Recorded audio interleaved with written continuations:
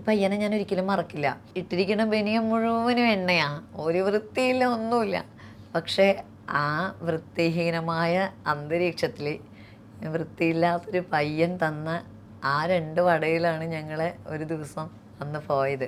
അത് അതിനേക്കാളും വലിയ പേടിയായി. അറിയാത്ത പരിചയമില്ലാത്ത ഒരാൾ പഠിപ്പിക്കുക പറയുമ്പോൾ അതിൻ്റെ പിന്നിൽ എന്തൊക്കെ, പിന്നെ അത് വേറെ പണിയായിട്ട് മാറും. മനസ്സിലെങ്ങനെയൊക്കെ ആണെങ്കിലും അപ്പോൾ അങ്ങ് നമ്മൾ സമ്മതിച്ചു കൊടുത്തില്ല. ഇല്ല. ഇഷ്ടമുള്ള ജോലി പോലീസായിരുന്നു. അപ്പോൾ അതിൻ്റെ ഇടയ്ക്ക് LD ക്ലർക്ക്, സിവിൽ സപ്ലൈസ്, അങ്ങനെ വില്ലേജ് എക്സ്റ്റൻഷൻ ഓഫീസർ അങ്ങനെയൊക്കെ വന്നു. CID പണി ഉൾപ്പെടെയുള്ളത് ചെയ്യാൻ പറ്റും. അത് സിവിൽ പോലീസ് ഓഫീസറായിട്ടാണ് കയറിയത്. അതിൽ നിന്ന് പിന്നെ ഇങ്ങനെ ഒരു ചാൻസ് കിട്ടി ഇന്റലിജൻസിൽ, അങ്ങനെ കൊടുത്തതാണ്. അല്ലാതെ ഒരുപാട് സ്ഥലം, എത്ര ഏക്കർ ഉണ്ട്, അതിൽ നിന്ന് എത്ര ഭാഗ കൊടുത്തതെന്നൊക്കെ ചോദിച്ചവരൊക്കെ ഉണ്ട്. ആകാശവാണിയിൽ അതിനു മുമ്പ് ഇപ്പോൾ 15 വർഷമാവാൻ പോകുന്നു. കണ്ണിഷ്ടമാണ് എന്നും ഭയങ്കര സന്തോഷമായി. വീട്ടിൽ പോയി കണ്ണാടി നോക്കി, കണ്ണൊക്കെ എത്ര ഭംഗിയുണ്ടോ. പക്ഷെ ശ്രീകണ്ഠൻ സാറിന്റെ ഷോയിൽ പോയിട്ട് ശ്രീകണ്ഠൻ സാറിന്റെ വായടപ്പിച്ചു. പരിചയപ്പെടാൻ പറ്റിയതിൽ വളരെ സന്തോഷം. താങ്കളെ പോലെയുള്ള ചുണക്കുട്ടികളാണ് ഈ നാട്ടില് ആവശ്യമുള്ളത്. അത് കഴിഞ്ഞിട്ട് പിന്നെ കുറച്ച് കഴിഞ്ഞിട്ടാണ് വന്ന് പറയുന്നത്, ഇങ്ങനെ കല്യാണം ആലോചിക്കുന്നുണ്ട്, ഇനി എന്നാണോ തിരുപ്പതി പോണത്, അപ്പം അമ്മയ്ക്ക് പകരമായിട്ട് ഞാൻ തലമുട്ടയടിക്കാന്ന് പറഞ്ഞു. പേഴ്സ് വീണോ എന്ന് പറഞ്ഞു. അയാൾക്ക് മനസ്സിലായിട്ടുണ്ട് തോന്നുന്നു. കർണാടകക്കാരൻ തന്നെയായിരുന്നു കണ്ടക്ടർ. കൈയും കാലും പ്രസ് ചെയ്തിട്ട്, ഒന്നുമില്ല, നമുക്ക് പിടിച്ചു കയറാൻ റോപ്പൊന്നുമില്ല. ഇതിനിടയിൽ പരസ്യചിത്ര നിർമ്മാണം, എപ്പോഴും എന്തെങ്കിലുമൊക്കെ ചെയ്തുകൊണ്ടിരിക്കണം എന്നൊരാഗ്രഹമില്ല. കല്യാണം കഴിഞ്ഞു എന്നാൽ പിന്നെ വീട്ടിൽ കുട്ടിയായിട്ട് ഒതുങ്ങി, അങ്ങനെയല്ലേ എപ്പോഴും. അത് ചെറുപ്പത്തിലായാലും അതെ, പാരമ്പര്യ സ്വത്തുണ്ടെങ്കിലും നമ്മൾ സ്വന്തമായിട്ട് ജോലി വാങ്ങിയിട്ട് ആ ഒരു ഹോട്ടലിലൊക്കെ പോയി ബില്ല് വരുമ്പം നമ്മൾ ഹസ്ബൻഡ് കൊടുക്കുന്നതിൻ്റെ മുന്നേ ബില്ലൊക്കെ കൊടുക്കുക, അതൊരു ഭയങ്കര അഭിമാനം. ചെറിയ കാര്യമായിരിക്കും, ചെറിയ കാര്യം അല്ല അത്. അജിഷ ഹരിദാസാണ് നമുക്കിപ്പോൾ ഉള്ളത്. ഹായ് അജിഷ. ഒരുപാട് ജോലികൾ ചെയ്തിട്ടുണ്ട്. ഇപ്പോൾ KSFയിലാണ് ജോലി ചെയ്യുന്നത്. പോലീസിൽ CID ചെയ്തിട്ടുണ്ട്, വീട്ടു ജോലി ചെയ്തിട്ടുണ്ട്, ക്ലിനിക്കിൽ ജോലി ചെയ്തിട്ടുണ്ട്.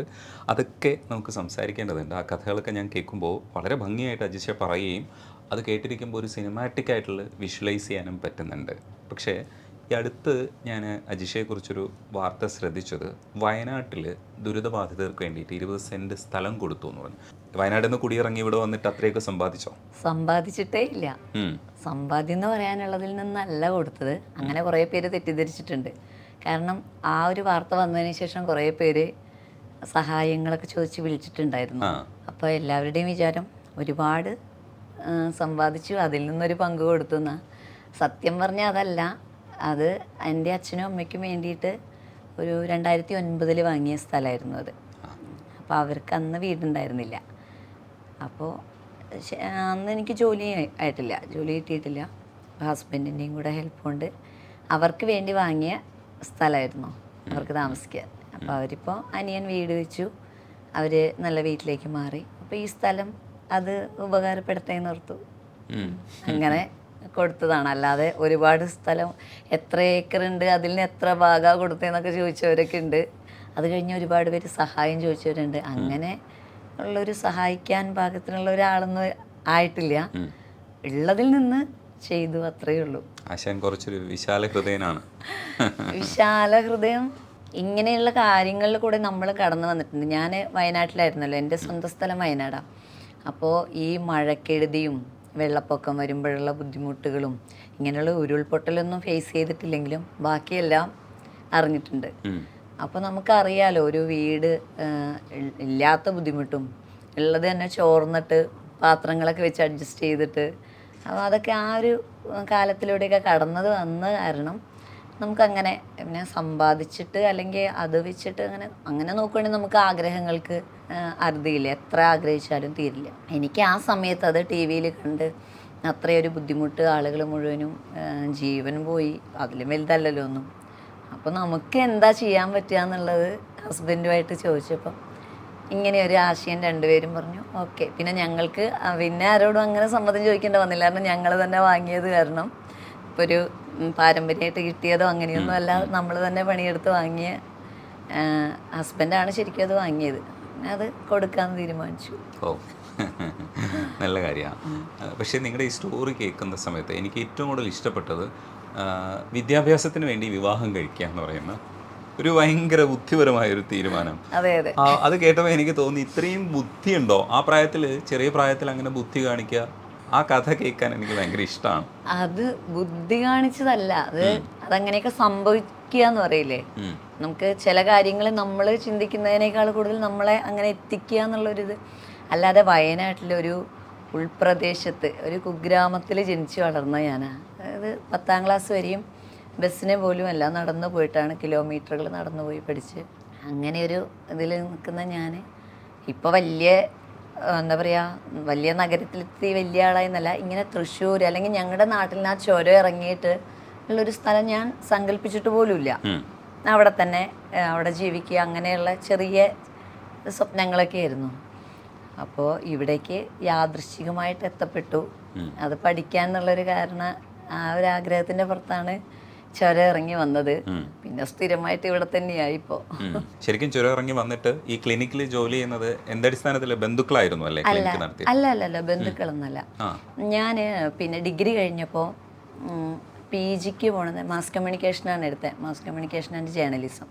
അപ്പോൾ അത് കഴിഞ്ഞ് അതിൻ്റെ PG വയനാട്ടിലില്ല. പിന്നെ അതിൻ്റെ PG അല്ല, വയനാട്ടിലൊക്കെ അന്ന് പൊതുവേ PG കോഴ്സുകളൊക്കെ കോളേജുകളൊക്കെ കുറവാണ്. അപ്പോൾ പോകണമെങ്കിൽ വേറൊരു സ്ഥലത്ത് അല്ലെങ്കിൽ ഹോസ്റ്റലിൽ നിൽക്കണം, പുറത്തേക്ക് പോകണം. അപ്പോൾ അത് നമുക്ക് ചിന്തിക്കാൻ പോലും പറ്റില്ല. അപ്പോൾ പിന്നെ പഠിച്ച് മാർക്കുണ്ട് അത്യാവശ്യം. അപ്പം എന്നേക്കാൾ മാർക്ക് കുറഞ്ഞവരടക്കം ബാംഗ്ലൂരും ചെന്നൈയിലൊക്കെ പോയിട്ട് ഇതിൻ്റെ പോസ്റ്റ് ഗ്രാജുവേഷനൊക്കെ ചെയ്യുന്നുണ്ട്. എനിക്കത് ഭയങ്കര, ഞാനിങ്ങനെ പോകാൻ പറ്റാതെ പഠിക്കാൻ പറ്റാത്തൊരു അവസ്ഥയിലിരിക്കുക. അപ്പം എൻ്റെ വീട്ടിൽ റേഡിയോ ഉണ്ട്. അത് കറണ്ടൊന്നുമില്ല, നമ്മൾ ചെറുപ്പം തൊട്ട് റേഡിയോനെ ആശ്രയിച്ച് ഉള്ളവർ. അപ്പോൾ ഈ റേഡിയോയിലൊരു പ്രോഗ്രാം ഉണ്ടായിരുന്നു, അത് കോഴിക്കോട് ആകാശവാണിയാണ്. അതിൽ CP രാജശേഖരൻ എന്ന് പറഞ്ഞൊരു സ്റ്റേഷൻ ഡയറക്ടർ കണ്ടക്ട് ചെയ്യുന്നൊരു പ്രോഗ്രാം ഉണ്ടായിരുന്നു, സ്നേഹപൂർവ്വം എന്ന് പറഞ്ഞിട്ട്. അതിലിങ്ങനെ ഹെൽപ്പ് ചെയ്യുന്ന ഒരു പ്രോഗ്രാമായിരുന്നു, അസുഖമുള്ളവരെ അല്ലെങ്കിൽ ഇങ്ങനെയുള്ള. അപ്പോൾ അതിലേക്ക് ഞാൻ വെറുതെ ഒരു ലെറ്റർ അയച്ചതാണ്, എനിക്കിങ്ങനെ ഇത്ര മാർക്കുണ്ട്, ഇങ്ങനെ PGക്ക് പഠിക്കണമെന്നുണ്ട്, പഠിച്ച് എൻ്റെ ഫാമിലിയൊക്കെ ഒന്ന് രക്ഷപ്പെടുത്തണമെന്ന്. അപ്പോൾ ഞങ്ങൾ വളരെ സാമ്പത്തികമായിട്ട് അത്രയും തകർന്നിരിക്കുന്നൊരു സമയമായിരുന്നു. അപ്പോൾ അച്ഛൻ പണിക്ക് പോകണു, അച്ഛൻ്റെ ഒരാളുടെ വരുമാനത്തിലാണ് ഞങ്ങൾ 5 പേര്. അപ്പോൾ എനിക്ക് ഇങ്ങനെ കുറച്ച് സ്വപ്നങ്ങളുണ്ട്, ഒരു വീട് ഉണ്ടാക്കണം, എനിക്ക് വീട്ടുകാരെയൊക്കെ ഒന്ന് നന്നായിട്ട് നോക്കണം എന്നൊക്കെ ഉണ്ട്. അപ്പോൾ എനിക്ക് പഠിക്കണം, എന്തെങ്കിലും മാർഗമുണ്ടോ സാറിന് ചോദിച്ചിട്ട് ഞാനൊരു ലെറ്റർ അയച്ചതാണ്. അപ്പോൾ എനിക്ക് പ്രതീക്ഷിക്കാതെ, അതായത് അവർക്കൊക്കെ 1000 കത്ത് കിട്ടുന്നതാണ്, ഞാനങ്ങനെ പ്രതീക്ഷിച്ചിട്ടില്ല വരുന്ന. റേഡിയോ സ്റ്റേഷനിലേക്ക് വരൂ കാണാമെന്ന് പറഞ്ഞു. അങ്ങനെ പോയി. അവിടെ നിന്നാണ് ഇങ്ങനെ തൃശ്ശൂർ ഒരു ഫാമിലി ഓക്കെയാണ്, ഡോക്ടർ ഫാമിലിയാണ്, അവർ സ്പോൺസർ ചെയ്യാമെന്ന് പറഞ്ഞിട്ടുണ്ട് എന്ന് പറഞ്ഞു. അങ്ങനെ പിന്നെ വീട്ടിലൊക്കെ പറഞ്ഞ് കൺവിൻസ് ചെയ്ത്, വീട്ടിലൊന്നും അങ്ങനെ അച്ഛൻ വിടുന്ന ഒരു പ്രകൃതമല്ല, പുറത്തേക്കല്ല, വീട്ടിൽ നിന്ന് തന്നെ എങ്ങോട്ടും വിടില്ല. പിന്നെ അത് പറഞ്ഞും അച്ഛൻ്റെ ഫ്രണ്ട്സിനെ കൊണ്ടൊക്കെ റെക്കമെൻഡ് ചെയ്യിപ്പിച്ചും അങ്ങനെയാണ് തൃശ്ശൂർ വന്നത്. എന്നിട്ട് അവിടെ വരുമ്പോ എങ്ങനെയാണ് ഹസ്ബൻഡിനെ കണ്ടുമുട്ടിയ? ഭാവിയിലെ ഹസ്ബൻഡിനെ എങ്ങനെയാണ്? ഹസ്ബൻഡിനെ അപ്പോഴൊന്നും അറിയില്ല. അവരെ ഒരു ഫാമിലി ഫ്രണ്ടായിരുന്നു ഹസ്ബൻഡ്. അത് കുറേ കഴിഞ്ഞപ്പോൾ ഞാൻ വന്ന സമയം കോളേജിൽ ചേരാൻ പറ്റിയ സമയമായിരുന്നില്ല. അത് സാധാരണ ജൂണിൽ, ഞാൻ ഡിസംബറിലാണ് വന്നത്. അപ്പോൾ എന്താ വെച്ചാൽ അഡ്മിഷൻ എടുക്കാനും പറ്റില്ല. അപ്പോൾ പറഞ്ഞു ജൂൺ ആവുന്നവരെ ഇവിടെ നിൽക്കാം, ഇവിടെ ഒന്ന് പരിചയപ്പെടാമെന്നൊക്കെ പറഞ്ഞിട്ട്. അങ്ങനെ അതൊരു ക്ലിനിക്കും കൂടെ ചേർന്നിട്ടുള്ളൊരു ഇതായിരുന്നു. അപ്പോൾ അവിടെ നിന്നു. അവർ അത്യാവശ്യം ഹെൽപ്പ് ചെയ്യലൊക്കെ ആയിട്ട്. അവിടെ 3 എന്നേക്കാളും മുതിർന്ന ചേച്ചിമാരുണ്ടായിരുന്നു, അവരെ മക്കളുണ്ടായിരുന്നു. അപ്പോൾ എനിക്ക് നല്ല കംഫർട്ടായിട്ടുള്ളത് തോന്നി. പിന്നെ അവിടെ അങ്ങനെ സഹായിച്ചും, എന്താ പറയുക, ക്ലിനിക്കിൽ ഇങ്ങനെ BP നോക്കുക, അങ്ങനെ ഇങ്ങനെയൊക്കെയുള്ള ചില്ലറ കാര്യങ്ങളൊക്കെ ആയിട്ട് അങ്ങനെ പോയി. പിന്നെ ജൂൺ അഡ്മിഷൻ്റെ സമയമായപ്പം ഈ പഠിക്കുക എന്നുള്ള വിഷയം ഇവരൊരു മറന്ന പോലെയായി. അത് വേണ്ട എന്നുള്ളൊരു, എന്തിനാണ് ഇവിടെ നന്നായിട്ട് പോകുന്നുണ്ടല്ലോ, നമുക്ക് ആതുര സേവനമാണ് ഏറ്റവും വലിയ അത്, നമുക്കിങ്ങനെയൊക്കെ പോകാം. ഇപ്പോൾ ഡിഗ്രി ഉണ്ടല്ലോ, IASന് പോവുകയാണെങ്കിലും ഡിഗ്രിയാണ് വേണ്ടത്. അതിപ്പോൾ ഉണ്ട്. അത് എന്നെപ്പോലെ ഒരാളെ സംബന്ധിച്ച് അത് അധിക യോഗ്യതയാണെന്നാണ് പറഞ്ഞത്. അതായത് അത്രയും റൂറലായ ഒരു പ്രദേശത്തു നിന്ന് വന്ന ഒരാൾ 10ാം ക്ലാസ് കഴിയാന്ന് പറഞ്ഞാൽ തന്നെ വലിയ കാര്യമാണ്. അതിൻ്റെ ഇടയ്ക്ക് ഡിഗ്രി കഴിഞ്ഞു എന്ന് പറയുമ്പോൾ വലിയൊരു കാര്യമാണ്. അതൊക്കെ വേണ്ടു, അത്ര അതിൻ്റെ ആവശ്യമുള്ളൂ എന്നുള്ളൊരിതിൽ സംസാരിച്ചു. ഞാൻ അവരത് മുൻകൈ എടുത്ത് അപ്ലിക്കേഷനോ കൊടുക്കുന്നൊക്കെ വിചാരിച്ചിരിക്കുമ്പോൾ അങ്ങനെ ഒരു കാര്യമില്ല. അപ്പോൾ തൊട്ട് നമ്മൾ വന്ന കാര്യം പോയില്ലേ. അവർ പഠിപ്പിക്കാൻ പറ്റില്ലെങ്കിൽ പിന്നെ എനിക്ക് പഠിക്കാൻ വേറെ മാർഗമൊന്നുമില്ല. എനിക്ക് വേറെ ആരെയും അവിടെ അറിയില്ല തൃശ്ശൂർ. അങ്ങനെ ഒരു വിഷമിച്ച് എന്തായാലും വന്നു. എനിക്ക് കുറച്ച് നാളും കൂടെ നിൽക്കുക. അപ്പോൾ വീട്ടിലാണേ എൻ്റെ നാട്ടിലെല്ലാവരുടെ അടുത്തും ഞാൻ PG പഠിക്കാമെന്ന് പറയുകയും ചെയ്തിട്ടുണ്ട്. ഇവിടെ 6 മാസം ആകുമ്പോഴേക്കും തിരിച്ചു പോകാനും പറ്റില്ല, നാട്ടും പുറമല്ലേ. അതെന്താ 6 മാസം ആകുമ്പോഴേക്കും തിരിച്ചു വന്നതെന്നുള്ള അന്നൊക്കെ ഏറ്റവും വലിയ കാര്യം ആളുകൾ എന്ത് പറയും, മറ്റുള്ളവരെന്ത് പറയും എന്നുള്ള അതിനായിരുന്നു ലോകത്തെ ഏറ്റവും വലിയ ഇമ്പോർട്ടൻസ്. നമ്മൾ കുറച്ചുകൂടെ മെച്ചുവേർഡ് ആകുമ്പോഴാണ് ആളുകളെല്ലാം നമ്മുടെ കാര്യം തീരുമാനിക്കുന്നത് നമ്മൾ തന്നെയാണ് എന്നുള്ള ആ ഒരു ഇതിലേക്കൊക്കെ. അന്ന് അതൊക്കെയായിരുന്നു. അമ്മയോട് പറഞ്ഞപ്പോൾ തന്നെ അമ്മയ്ക്ക് എന്താ പറയുക, ആരെങ്കിലും ചോദിച്ചാൽ എന്താ പറയുക, അങ്ങനെയൊക്കെയുള്ളൊരു ആ ഒരു അവസ്ഥയിൽ നിൽക്കുമ്പോഴാണ് ഇങ്ങനെ ഹസ്ബൻഡ് പരിചയപ്പെടുന്നതും. പഠിക്കാൻ പോകണമെന്നുള്ളത് ആൾക്കറിയായിരുന്നു. ഇങ്ങനെ അവിടെ വന്നുള്ള ഒരു പരിചയത്തിൻ്റെ അടുത്ത് ഇങ്ങനെ ക്ലാസ്സിന് പോകണമെന്നൊക്കെ പറഞ്ഞിരുന്നു. പിന്നെ പോകാതെ ഇപ്പോൾ ചോദിച്ചു എന്താ എപ്പോഴും ഒരു വിഷമം, ഇങ്ങനെ ക്ലാസ്സിന് പോകണില്ലേ, ജൂൺ അഡ്മിഷനൊക്കെ ആയില്ലേ എന്ന് വെച്ചപ്പോൾ ഞാൻ അങ്ങനെ പറഞ്ഞു. ഞാനല്ല, ആക്ച്വലി എൻ്റെ അനിയത്തി അവിടെ വന്നിരുന്നു. അപ്പോൾ അവരാണ് കമ്മ്യൂണിക്കേറ്റ് ചെയ്തത്. അപ്പോഴാണ് ഇങ്ങനെ ഇത് ബ്ലോക്കായി എന്ന് അറിയുന്നതും ഞാൻ വളരെ വിഷമിച്ച് കരഞ്ഞ് സങ്കടപ്പെട്ടൊക്കെ അവിടെ നടക്കുന്നതുണ്ട്. അപ്പോൾ അത് കഴിഞ്ഞ് പിന്നെ ഒരു ദിവസം വന്നപ്പോഴാണ് ഇങ്ങനെ പറയുന്നത് ഞാൻ പഠിപ്പിക്കാം എന്നുള്ള. അപ്പോൾ പിന്നെ അതിനേക്കാളും വലിയ പേടിയായി. അറിയാത്ത പരിചയമില്ലാത്ത ഒരാൾ പഠിപ്പിക്കുക പറയുമ്പോൾ അതിൻ്റെ പിന്നിൽ എന്തൊക്കെ, പിന്നെ അത് വേറെ പണിയായിട്ട് മാറും. അപ്പോൾ ഞാൻ പിന്നെ അത് വേണ്ടാന്ന് പറഞ്ഞു. എനിക്ക് വേണ്ട, ഞാൻ തിരിച്ചു പോവുകയാണ്, വീട്ടിലേക്ക് പോവാം, 1 വർഷം വരെ എങ്ങനെയും നിന്ന് വീട്ടിലേക്ക് തിരിച്ചു പോകാനുള്ള പരിപാടിയാണ്. അത് കഴിഞ്ഞിട്ട് പിന്നെ കുറച്ച് കഴിഞ്ഞിട്ടാണ് ഒന്ന് പറയുന്നത് ഇങ്ങനെ കല്യാണം ആലോചിക്കുന്നുണ്ട്. അപ്പോൾ ഇങ്ങോട്ട് പറഞ്ഞതാണോ ഇവിടുന്ന് അങ്ങോട്ട് പറഞ്ഞതാണോ? അല്ലല്ല, ഇങ്ങോട്ട് പറഞ്ഞതാ. കല്യാണം അവർക്ക് കല്യാണം ആലോചിക്കുന്നുണ്ട്, അതെനിക്കറിയാം. കല്യാണം ആലോചിക്കുന്നുണ്ട് എന്നൊക്കെ അറിയാം. അപ്പം എന്തോ ജാതക പ്രശ്നമോ എന്തൊക്കെയോ എന്തായാലും കല്യാണം നോക്കുന്നുണ്ട്. അപ്പം അങ്ങനെയാണെങ്കിൽ വീട്ടിൽ പറഞ്ഞാൽ സമ്മതിക്കുമോ, എങ്ങനെയാ വീട്ടിൽ? എൻ്റെ വീട്ടിൽ അങ്ങനെ കല്യാണം എന്ന് ചിന്തിക്കുന്ന പോലുമില്ല. അപ്പോൾ അങ്ങനെ ഒരു അവസ്ഥയായിരുന്നില്ല കല്യാണം കഴിക്കാനുള്ളൊരു, അങ്ങനെ ഒരു ചിന്ത പോലും അപ്പോൾ വന്നിട്ടില്ല. അപ്പോൾ പഠിക്കണം, ജോലി വാങ്ങണം, അങ്ങനെയുള്ള കാര്യങ്ങൾ. ഞാൻ പറഞ്ഞു വീട്ടിൽ അങ്ങനത്തെ കാര്യങ്ങളൊന്നും സംസാരിച്ചിട്ട് പോലും ഇല്ല ഇതുവരെ ഞങ്ങൾ. പറഞ്ഞു ഞങ്ങൾ അമ്മയെ ചേട്ടനെയും വിടാം, അപ്പോൾ ഇങ്ങനെ ഒരു ഇതുണ്ട്, അപ്പോൾ എന്നിട്ട് ഞാൻ പഠിപ്പിച്ചോളാം. അപ്പോൾ വൈഫായിട്ട് പിന്നെ പഠിപ്പിക്കുന്നതുകൊണ്ട് നാട്ടുകാരൊന്നും പറയില്ലോ. ഇപ്പം പഠിപ്പിക്കാന്ന് പറഞ്ഞപ്പോഴാണ് ഓഫർ വേണ്ടാന്ന് വെച്ചേ. ഭാര്യനെ പഠിപ്പിക്കുന്നതുകൊണ്ട് കുഴപ്പമൊന്നുമില്ലല്ലോ, അതൊന്ന് ആലോചിച്ചിട്ട് പറയാൻ പറഞ്ഞു. പിന്നെ ആലോചിച്ചപ്പോൾ വലിയ റിസ്ക് ഇല്ല, പഠിക്കാം.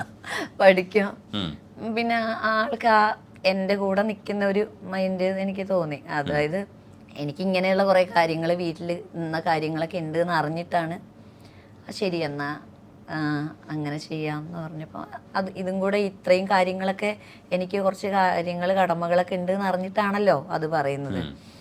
എന്നിട്ട് പഠിപ്പിക്കുന്നതുകൊണ്ട് കുഴപ്പമില്ലോ, അപ്പം അങ്ങനെ നോക്കാമെന്ന് പറഞ്ഞപ്പോൾ ശരി, വൈഫായ പിന്നെ അത് കുഴപ്പമില്ല. പിന്നെ ആളെ കണ്ടപ്പോൾ എനിക്ക് കുഴപ്പമൊന്നുമില്ല, നല്ലൊരാളാന്ന് തോന്നുന്നു. അപ്പം ശരി പറഞ്ഞു, വീട്ടിൽ പറഞ്ഞ് ഓക്കെ ആണെങ്കിൽ ഓക്കെ ആണെന്ന് പറഞ്ഞു. അല്ലാതെ അപ്പൊ തന്നെ ഓൾറെഡി എന്നൊന്നും പറഞ്ഞില്ല. വീട്ടില് പറഞ്ഞ അച്ഛൻ ഇല്ല അച്ഛനൊക്കെ ആവാത്ത പറ്റില്ലല്ലോ. ഇപ്പോഴത്തെ എന്താ പറയാ, അങ്ങനെയുള്ള ധൈര്യമുള്ള ആൾ തന്നെയാണ്. പക്ഷെ ആ ഒരു ധൈര്യമൊന്നും ഒരിക്കലും ഉണ്ടാവില്ല, അങ്ങനെ സ്വന്തം ഇഷ്ടത്തിന് എന്നുള്ളതൊന്നും. അപ്പം അവരും കൂടെ സമ്മതിച്ചാൽ എനിക്ക് കുഴപ്പമില്ല. എന്നിട്ട് ഈ പഠിച്ച് ജോലിയിലേക്ക് എത്തുന്നതും പിന്നെ കുറേ ജോലികൾ കിട്ടിയിട്ടുണ്ടായിരുന്നല്ലോ, എന്തൊക്കെയായിരുന്നു അതിന്റെ ഒരു സ്റ്റേജ് പറയൂ? അത് കല്യാണം കഴിഞ്ഞൊരു 2-3 വർഷം വരെ ജോലിക്കൊന്നും പോയില്ല, പഠിക്കാനും പോയില്ല. മറന്നു എന്നല്ല, അപ്പോഴത്തേനും മോനായി. പിന്നെ അവനൊന്ന് വലുതാവട്ടെ എന്നൊക്കെ ഉള്ളതിന് നിന്നു. പിന്നെ നോക്കുമ്പം ഈ ഒരു രീതിയിൽ അങ്ങനെ അങ്ങ് പോവും. കുറച്ച് കഴിഞ്ഞാൽ മോനെ സ്കൂളിലേക്ക് വിടണം. അങ്ങനെ ഞാൻ നോക്കുമ്പം ഇതിൽ നിന്ന് അങ്ങോട്ട് സമയം നമ്മളൊക്കെയായിട്ട് കിട്ടാനൊന്നുമില്ല. ഇനി കുഞ്ഞിൻ്റെ കാര്യം, അതിന് സ്കൂളായി, അത് അങ്ങനെ ഓരോ. അപ്പോൾ ഇതിൻ്റെ ഇടയ്ക്ക് നമ്മൾ ഉദ്ദേശിച്ച കാര്യങ്ങളുണ്ടല്ലോ, പഠനം, ഇത്. അപ്പോൾ ഒരു സ്റ്റേജ് എത്തിയപ്പോൾ സ്വന്തം തന്നെ തോന്നി, ഇതിനല്ലല്ലോ കല്യാണം കഴിച്ചേ. കല്യാണം കഴിക്കുമ്പോൾ ഈ ഡയലോഗൊന്നും ആയിരുന്നില്ല. പിന്നെ ഇടയ്ക്ക് ആളും പറയും എന്തൊക്കെയായിരുന്നു, പഠിക്കണം, അങ്ങനെ ചെയ്യണം, ഇങ്ങനെ ചെയ്യണം. അപ്പോൾ എപ്പോഴായാലും വീട്ടുകാർ ആ ഒരു സൈഡ് ആലോചിക്കുമ്പോൾ എപ്പോഴും വിഷമമാണ്. കാരണം അപ്പോഴും അവരൊന്ന് റെഡി ആയിട്ടില്ല. അപ്പോൾ അങ്ങനെ ഒരു ഇതിൻ്റെ പുറത്താണ് പിന്നെ PSC എഴുതാതെ തന്നെ കണ്ടക്ടർ ഇതായിട്ട് വന്നു, കണ്ടക്ടർ ലിസ്റ്റിൽ വന്നു. അപ്പോഴെനിക്കൊരു കോൺഫിഡൻസ് വന്നു. അപ്പോൾ ഒന്നുകൂടെ പഠിച്ചാൽ നല്ല ലിസ്റ്റിലേക്ക്, നല്ലതെന്നല്ല, കണ്ടക്ടർ മോശം എന്നല്ല പറഞ്ഞത്.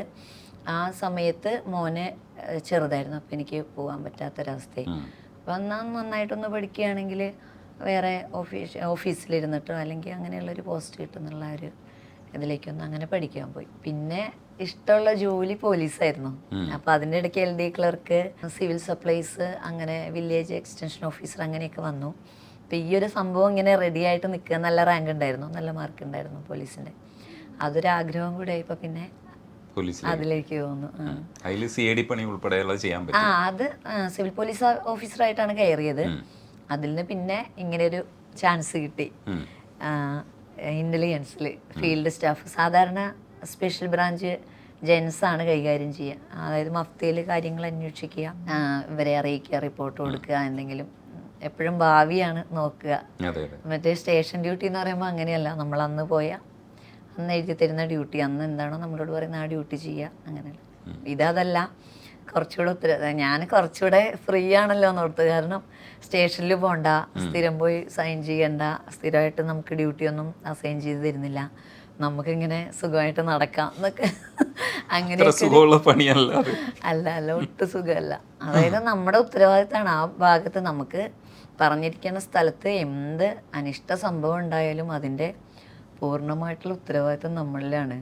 ഒരു പരോളിൽ ഒരാൾ ഇറങ്ങിയാൽ, അല്ലെങ്കിൽ ഒരു ശിക്ഷ കഴിഞ്ഞൊരു പ്രതി ഇറങ്ങിയ അയാളെ അടക്കം നമ്മൾ വാച്ച് ചെയ്യണം. അയാൾ അടുത്ത അകത്ത് കയറി പോയത് ചിലപ്പോൾ എന്തെങ്കിലും പ്രതികാരം, എന്തെങ്കിലും അടീനെ പുറത്തായിരിക്കും. ഇയാൾ തിരിച്ചു വന്ന് അവർക്കെതിരെ എന്തെങ്കിലും ഉണ്ടാവുമോ, അല്ലെങ്കിൽ വേറെ എല്ലാ കാര്യവും രാഷ്ട്രീയമായിട്ടാണെങ്കിലും സമരമാണ്. മെഡിക്കൽ കോളേജൊക്കെ അടുത്തായിരുന്നു എനിക്ക്. മെഡിക്കൽ കോളേജ് സ്റ്റേഷൻ പേരാമംഗലം, അങ്ങനെ ഇവിടെ തന്നെയുള്ള സ്റ്റേഷനുകളാണ്. അപ്പോൾ അവിടെ വല്ല സമരവും വരും, അങ്ങനെയുള്ള എല്ലാ കാര്യവും നമ്മൾ മുൻകൂട്ടി അറിയണം. അതിനിങ്ങനെ എന്താ പറയുക, എനിക്കൊരു ഭയങ്കര കോൺഫിഡൻസ് എന്താ വെച്ചാൽ ഞാൻ ജേർണലിസ്റ്റ് അല്ലേ പഠിച്ചത്.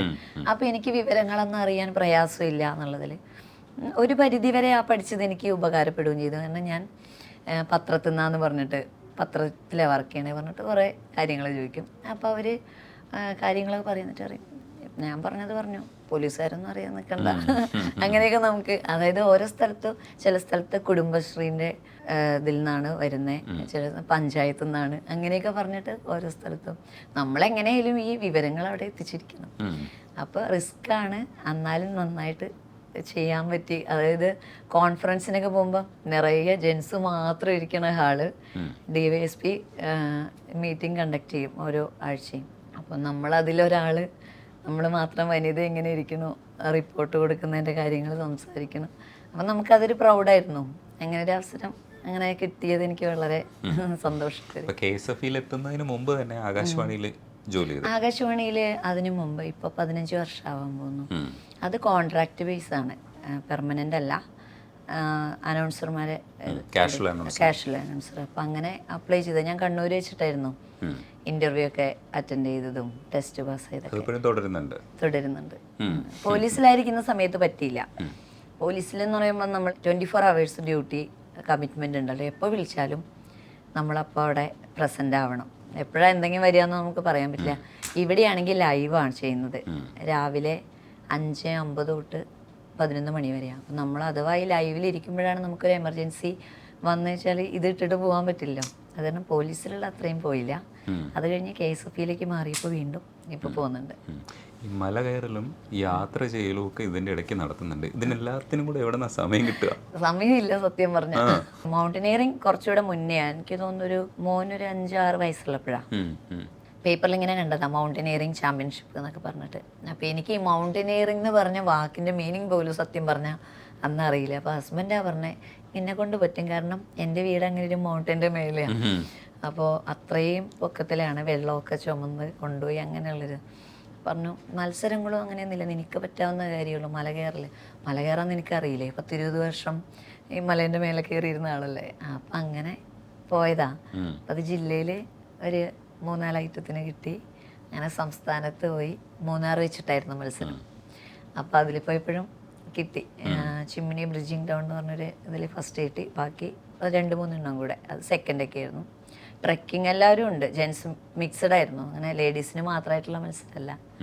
അപ്പം അങ്ങനെ പോയി അതിൽ വിൻ ചെയ്തു, പേപ്പറിലൊക്കെ വന്നു. അപ്പം ഞാൻ തന്നെ അത്ഭുതപ്പെട്ടു. ഞാൻ ആ ഫോട്ടോ കണ്ടു, ഇങ്ങനെ മലകൾക്കിടയിൽ കൂടെ പോകുന്ന ഒരു പരിപാടി ഉണ്ടല്ലോ. അത് അത്യാവശ്യം രണ്ട് കൈയുടെ പവർ വേണം അല്ലേ, കൈക്കും കാലിനും നല്ല പവർ വേണം. അത് രണ്ട് ഈ ഗുണ പോയിന്റ് ഒക്കെ അങ്ങനെയുള്ള റോക്കാണ്, ഇപ്പം സിനിമയിൽ ഫേമസ് ആയാലും അതൊക്കെ അങ്ങനെയുള്ള റോക്കാണ്. അപ്പം അങ്ങനത്തതിൻ്റെ ഉള്ളിൽ കൂടെ കൈയും കാലും പ്രസ് ചെയ്തിട്ട്, ഒന്നുമില്ല നമുക്ക് പിടിച്ചു കയറാൻ റോപ്പൊന്നുമില്ല, ആ പാറയിൽ നമ്മൾ പ്രസ് ചെയ്ത് കയറി മേലെത്തുക, അതേപോലെ ഇറങ്ങുക.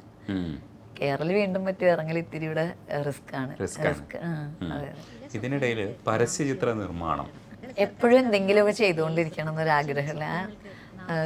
കല്യാണം കഴിഞ്ഞു എന്നാൽ പിന്നെ വീട്ടിൽ കുട്ടിയായിട്ട് ഒതുങ്ങി അങ്ങനെയല്ലേ എപ്പോഴും. അത് ചെറുപ്പത്തിലായാലും അതെ, കുട്ടിയായിരിക്കുമ്പോഴേ അതെ, നമ്മളെല്ലാ പരിപാടിക്കും എന്താ പറയുക, ഒരു ക്ലബിലൊരു വാർഷികം അല്ലെങ്കിൽ സ്കൂളിൽ സാഹിത്യ സമാജം എന്നൊക്കെ പറഞ്ഞ് പണ്ട് സ്കൂളിലുണ്ടായിരുന്നു, എല്ലാ ആഴ്ചയും മാസത്തിൽ എല്ലാ പരിപാടിക്കും പങ്കെടുക്കും, അറിഞ്ഞോ അറിയാത്തതും എല്ലാത്തിനും. അപ്പം ആ ഒരു ഇത് നമുക്കതിങ്ങനെ ഉള്ളത് കാരണം ഇപ്പോഴും എപ്പോഴും ആ ഒരു മൂഡാണ്.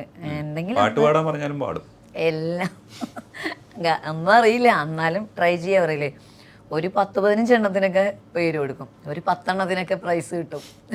അപ്പോൾ അത് നമുക്ക് മാത്രമല്ല, ശരിക്കും പറഞ്ഞാൽ അത് അമ്മയുടെ അച്ഛൻ്റെയൊക്കെ ഒരു സന്തോഷമായിരുന്നു അന്ന്.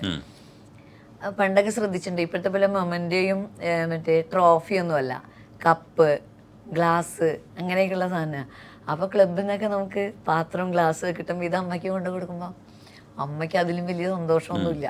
പാത്രങ്ങളും ഗ്ലാസ്സൊക്കെ അമ്മമാർക്കുള്ളൊരു വീക്ക്നെസ് ആണല്ലോ.